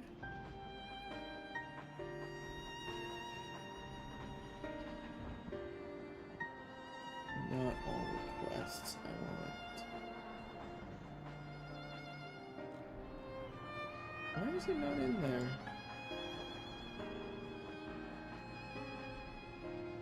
And these are all like months and months and months and months and months ago. These are newer, but they're not today's. Huh. He gets a special.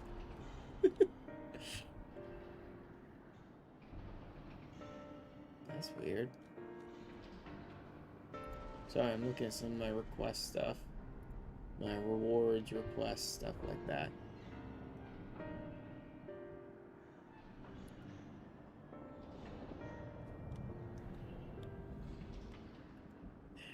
Don't care about that. Okay. Good, let's get back to the game. Like I said, I have a limited amount of time for today, so I shouldn't be wasting it doing that. None of the creatures and waters on the tree. It has done much to ensure that I flourished here. In spite of my ineptitude at magic, and I've always known him to be the sort of man who faces difficult decisions with unwavering composure. Furthermore, keywords are not only masters of interment. They can also bend the whole ways of Pandaemonium to their will with creation magics. With all this in mind, I'm certain that so long as Hesperos guides them, the other warders are safe.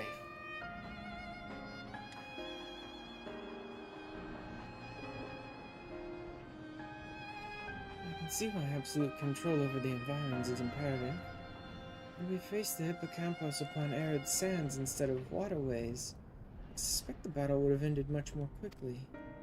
In any case, if this Hesperos is as capable and caring as you say, we would do well to seek him out as soon as we can. He's like as not taken your colleagues to a secure location. Safest place would be the innermost circle of Asphodelos. From there they could flee to Abyssos if hard-pressed. Even should they have sought safe haven within the other circles, if we make for the fourth, we ought to encounter them on the way.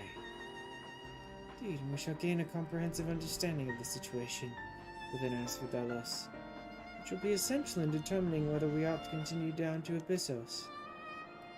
The rub, of course, is that I myself possess no power to bend the circles to my will. Instead, we must proceed through the central corridor, which was barred by the Phoenix last I checked. Phoenix? I have heard the name before. A fiery bird with life eternal. I've seen him before. Of course, it was spelt differently then, but, you know, this is the ancient times, so, you know. Beyond unquenchable brilliance, the perfected concept boasts 9 boundless restorative powers, if I recall. Truly an exemplary feat of creation magics. Perfection is ever built on the back of failure, however. Mahabrea suffered countless missteps during his experiments. He was hardly the only one. This Phoenix will be but one of many attempts at the concept gone awry. Aye, far from evoking wonder, our Phoenix is a creature of fury and wrath. Seeks only to turn the world to ash. Thus was it confined within Pandaemonium. Development of the concept continued elsewhere. It was the moon's turn, more and more researchers abandoned the project as an impossibility, save for La Habrea and his words. We received word that at long last La Habrea had succeeded where so many others had failed. It was nearly overcome. Pray tell, how did the warders of Pandaemonium celebrate their master's accomplishment? I don't believe we did. The research of the words of La Habrea has little consequence to our work here, save for those rare times it charges us with a new specimen. Truth be told, I don't remember anyone making note of the occasion.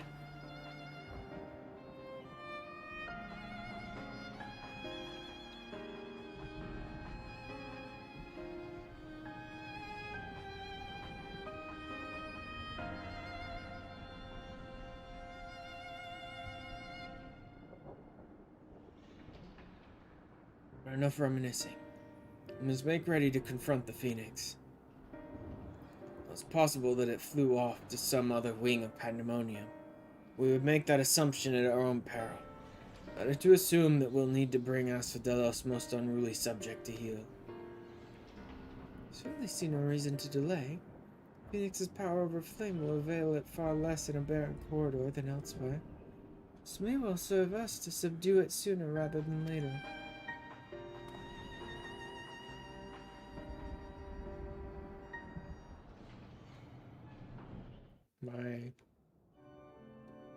Oh, nope, they're showing us some of the...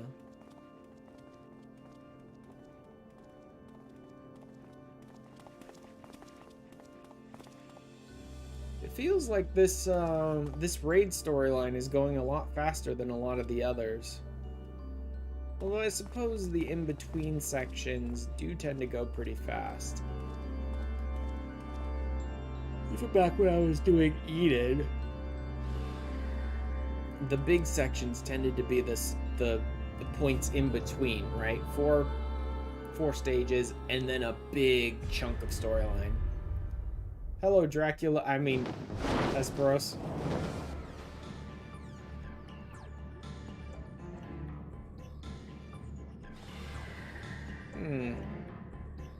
Daddy Duff Alucard. Yeah, like the big sections, the longer sections of story that took like 30, 40 minutes to get to the next stage, or the sections in between. Even back with Eden, it really was kind of like, okay, we summoned that one, what do we summon next? This one? Okay, sure, let's do this one. Same raid group, it is fast. Yeah. I guess Eden might have been a little longer in between sections because they're like, okay, we finished that one. Now let's go look at the crystal. Okay, now let's hop back into Eden. Now let's talk about what we're going to summon next. Seems whoever is behind this can alter the space around us at will. We face an uphill battle. Yep, Hesperos is not helping. Possible. If those were creation magics at work, then that means... Oh god, guys. Let's confront that reality after we have conquered the enemy in front of us. Every drop of our focus shall be required if we are to inter the Phoenix.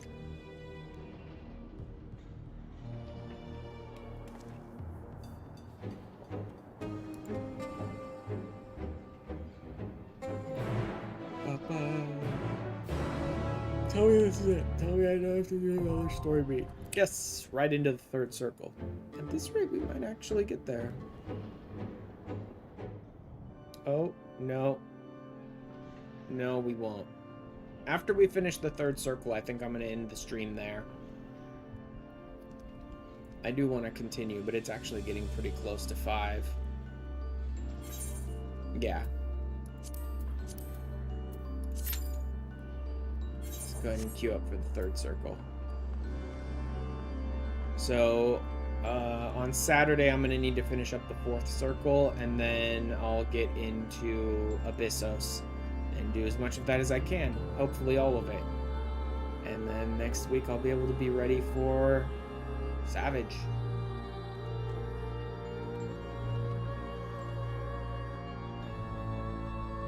Assuming I can find anyone to run Savage with.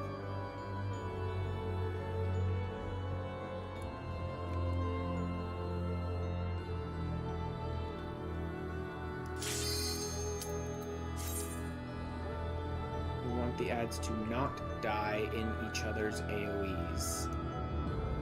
Okay. Sorry, babe, we can't help you with Savage. Yeah. I think, well, no, actually it's not, I think. I assume. I actually don't know for sure, but I just assume that Sage's static group is probably full as well, because I know they run this sort of stuff pretty consistently, so I imagine they have a full 8-man like group already going. I could also just do PF for some of it, but that's rough.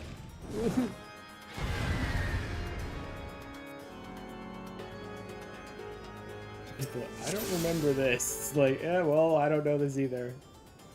It's okay, we haven't done this in ages, Mello.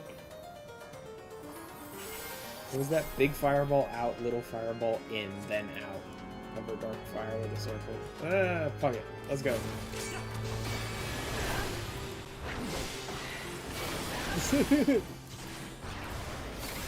While you're busy talking, I'm going.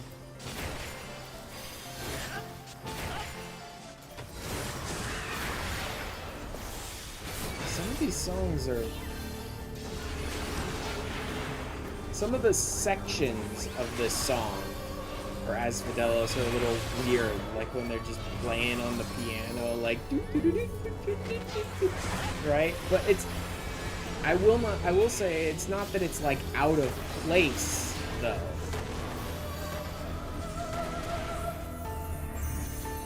Exactly, because this does seem to be very kind of like Vampire Man and his weird gothic, emo, you know, place kind of thing. And legitimately,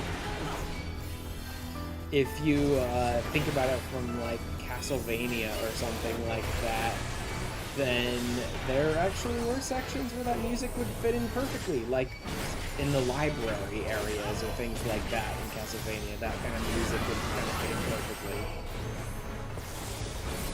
I have no idea what that is. Oh, Darkened Fires. Oh, Brighten Fire. Okay, so they need to drag their Brighten Fire AoEs over the Darkened Fires. Got it.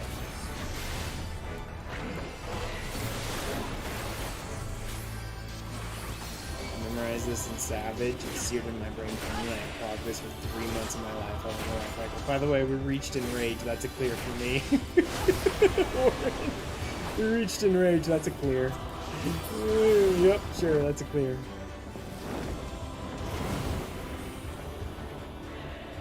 What are you doing here? Fine. And I walked right into it. Oh well. Firebird. Interesting. What is this? Oh. Oh no, that's Pateka over there. Okay, I want this one. Whoops. Yes, it's a clear as it counts. Yeah. Pateka has the other ad, so I'll throw this one here.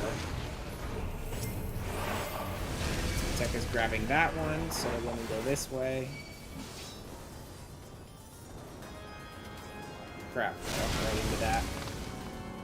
No, Pateka, go ahead and take that one. Okay, this is outside of the AoE of the other one. I mean, just barely, but it is outside the AoE. Okay, we should be good. Woo. Let me get in here.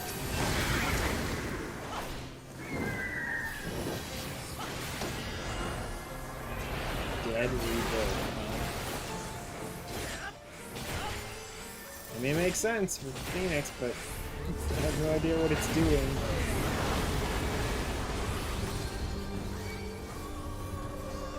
Right, Cinderine. Or do I get the feeling I should be over here? Yep, that was an arena cleave.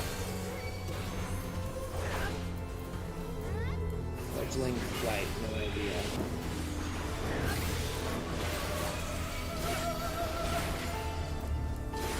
What does that do?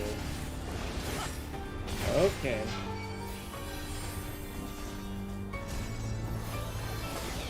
Shit. Woo!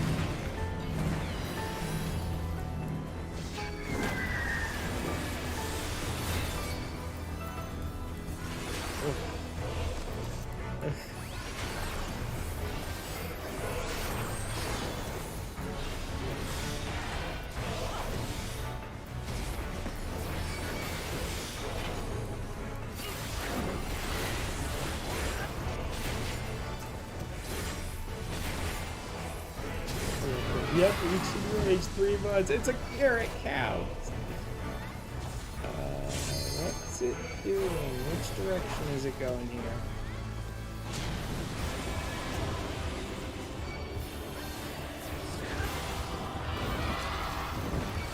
Shit! Time to run.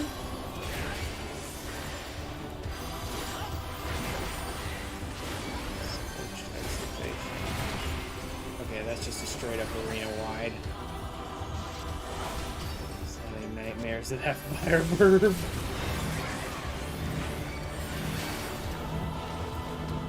Vigil and blades. All the blades.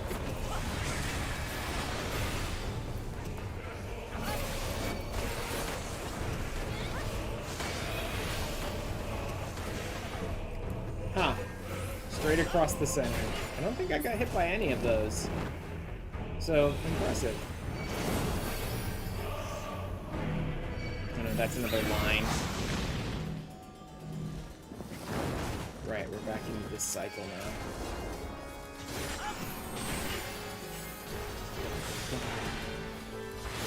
I did get hit by the central one? Damn. Thought I made it through. That central one goes off pretty quick then.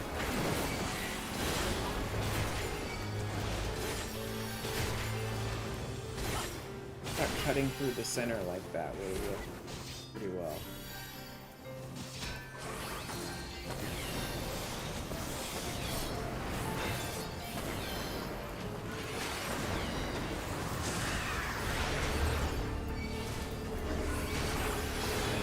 busy going around the circles, I'll just cut across the center and get out before the center one goes off is what I thought would happen there. But nope.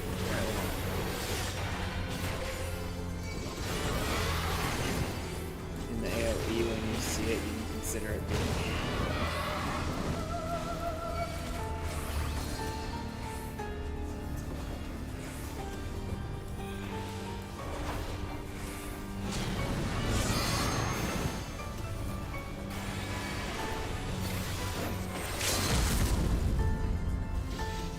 Drop one here.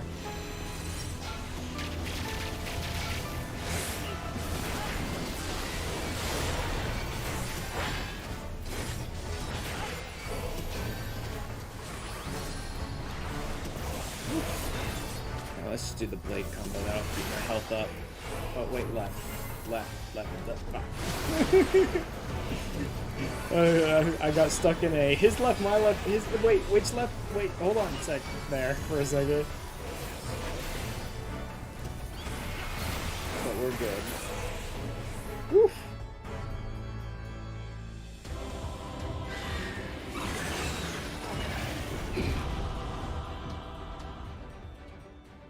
And then that guy looks very different from Louis Swa.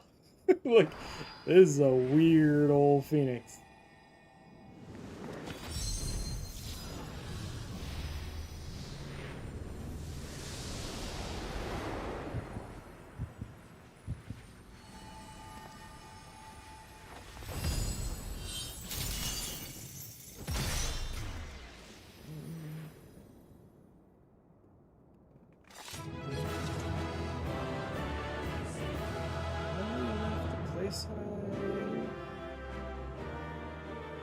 Imagine doing this fight without telegraphs and then add more bullshit. That's pretty much P3S.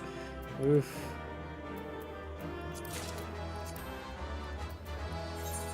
Oh yeah, let me go ahead and drop one there for you. I'm not getting a number of these things, so I may have enough for some of fun things. What are we doing? I should have enough for the ring, because you only need one. I have 2 of the armors. I've only got 1 of each of the others. How much was it for the armor again? Was that one of the 2s, or was that one of the 3s or 4s?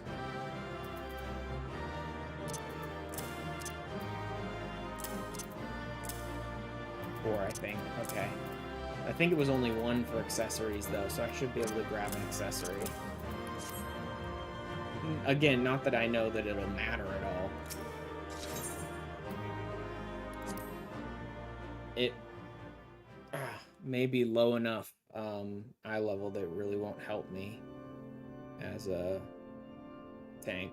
Although I can probably grab it on a different class too. There is that. Yep, no thanks, not interested. Okay, yeah, they're preparing our order. Apparently Uber Eats just got like... the app just got like hung up on the page I was on. I had to like close the app entirely and reopen it to actually see that they are preparing our order, and it'll be here at about 5 p.m., which is about 20 minutes, 30 minutes. 4 for chest and pants. Okay. 2 for helm, arms, boots. All right. So I should be able to grab an accessory. Yep, so I am going to finish it here after this bit of storyline. That the Phoenix is shackled once more. But there is yet the matter of this arena. What are you going to... Actually, I already ordered. I'm ordering Indian food for tonight. So we're having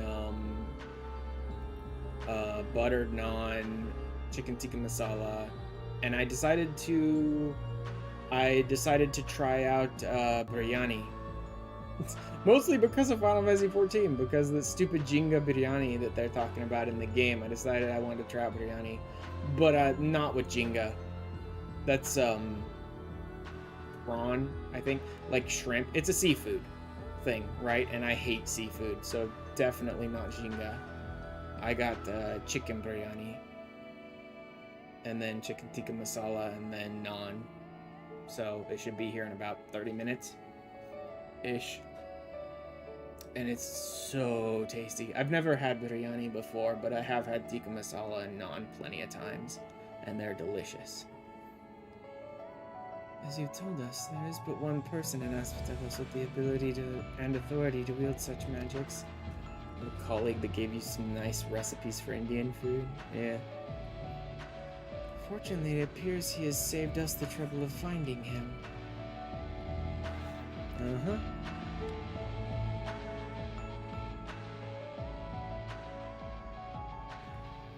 A contemptible display, as befits an inferior specimen. A doll I'll try soon.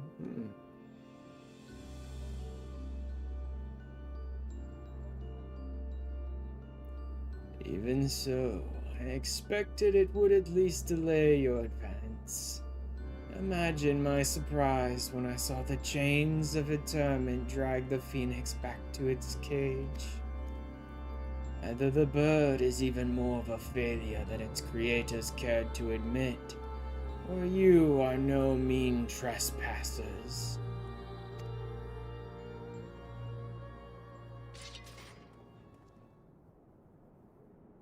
I had hoped our suspicions were misplaced, but alas. Uh-huh.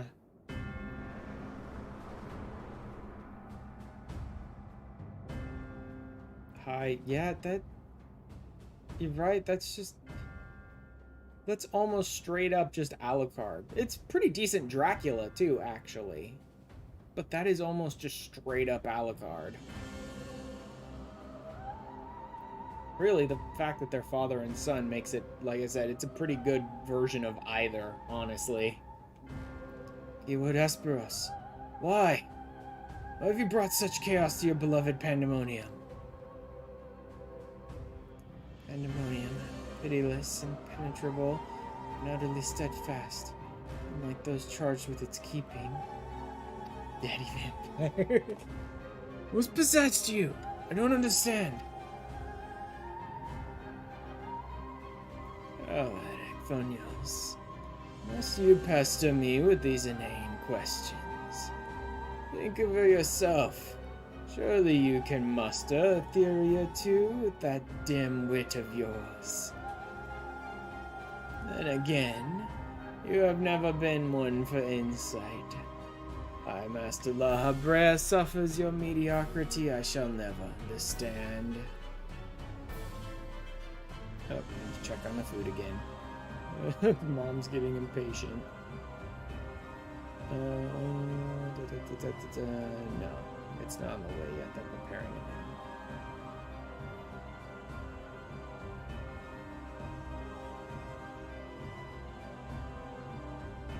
No, I did not want to say petulant. Stupid.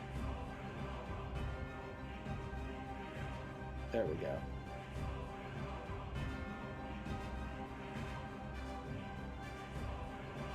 Okay.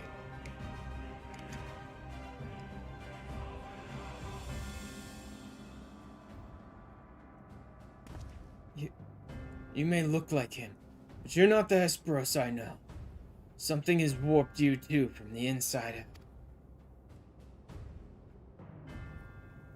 The keyword I knew had compassion for all those under his charge, be they clad in robes or shackled in chains. Was that all a farce? Did you hide your contempt for us all these years? Those who are content to merely glimpse the water's surface are doomed to be dragged into its depths. You proved my point, my opinion of you with every word. My mind is clearer than it has ever been.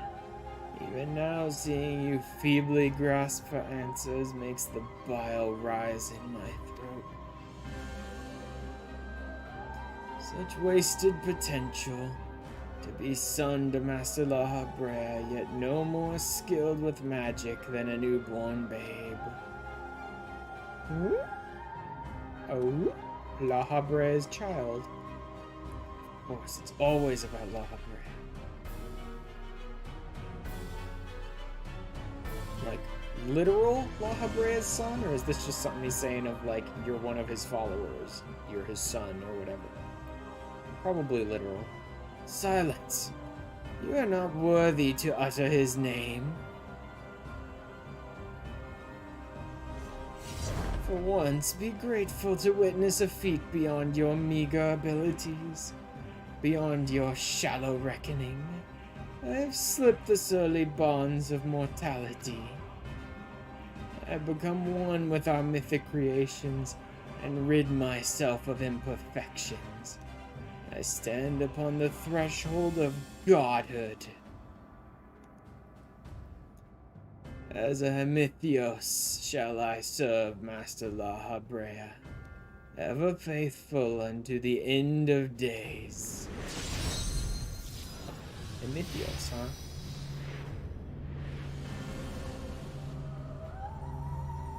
Ye shall require no other. I don't know if Hemithos is a word, or if that's just supposed to be like an ancient term, sort of like for vampire. After all, it is Hema, you know. It might be blood something or other. Basically just vampire. Although that might be a legitimate word that I just don't know the definition of. You're so blinded by the arrogance that you have lost sight of what it means to serve. Ericthonios is more capable than you could ever know. It's thanks to his instruction that I was able to master the art of interment, both how to wield it and how to break free of it.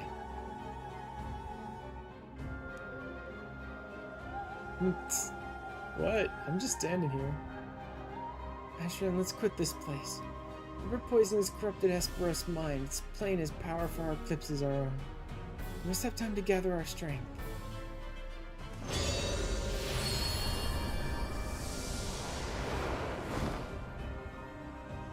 Later, Alucard. Weaklings though they may be, it takes a singular aptitude to master interment so quickly. To say nothing of how swiftly that familiar laid low the Phoenix. I love that everyone still thinks I'm a familiar. That's kind of hilarious to me. Regardless, their noble aims will be their undoing. For they fritter away their strength in calming the beasts of Asphodelos. I continue my work. Even should they survive long enough to reach the heart of my domain, naught shall await them but doom. I eagerly await your arrival, Eric. Even dullards have their uses.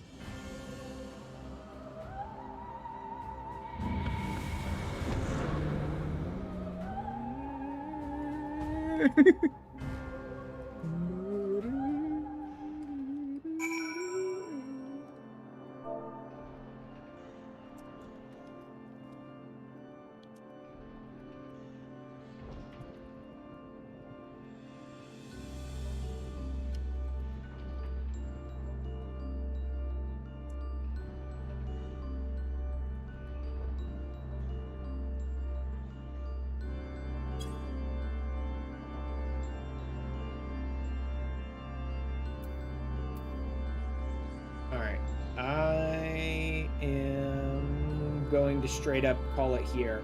Because if I talk to him, that'll probably... that may be like the resolution to this chunk of the story, or that may lead straight into unlocking the fourth. So I'm going to go ahead and leave talking to him for Saturday.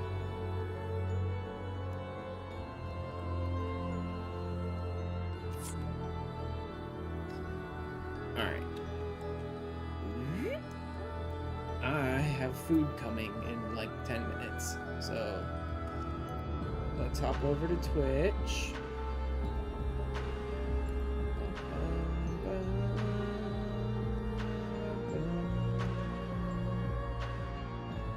Yay, food! Yep, exactly. Joy from watching. The real boss music starts here. Alright, let's see who's streaming. Also, for anyone who is interested, I'm continuing this one Saturday. Saturday, same time, 1 p.m. Pacific time. I'm gonna be hopping right on and going like straight back into these raids and trying to finish up as Fidelos and get all the way through Abyssos if possible. A number of people are playing for Spoken now. Brand new dailies and weeklies roulette, yeah, maybe. Oh, Sky is back. He's doing Scarlet Nexus. That might be interesting. Actually, you know what? That might be perfect. Finish up talking to Dilf Alucard and then send you guys over to Sky Shards, who's playing some Scarlet Nexus. That's kind of fitting, actually. Let me make sure he's still, like, going and not on break and, you know, all that.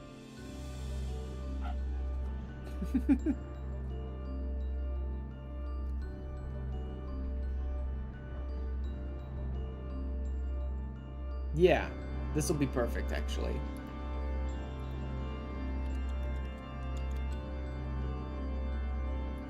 Alright, we're gonna pop over to Sky Shards to watch some more, like, red and black vampire, astral chain-ish, you know, character action-y stuff.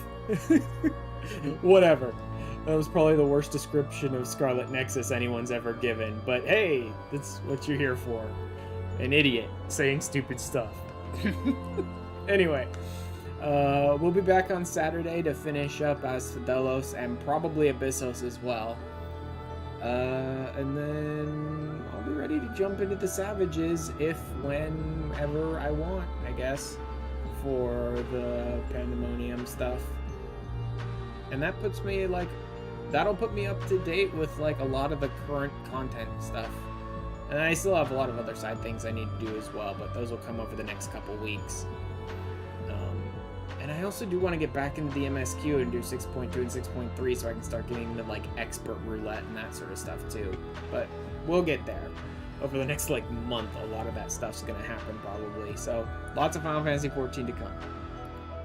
Anyway, I will see you guys on Saturday. Let's go say hi to Sky.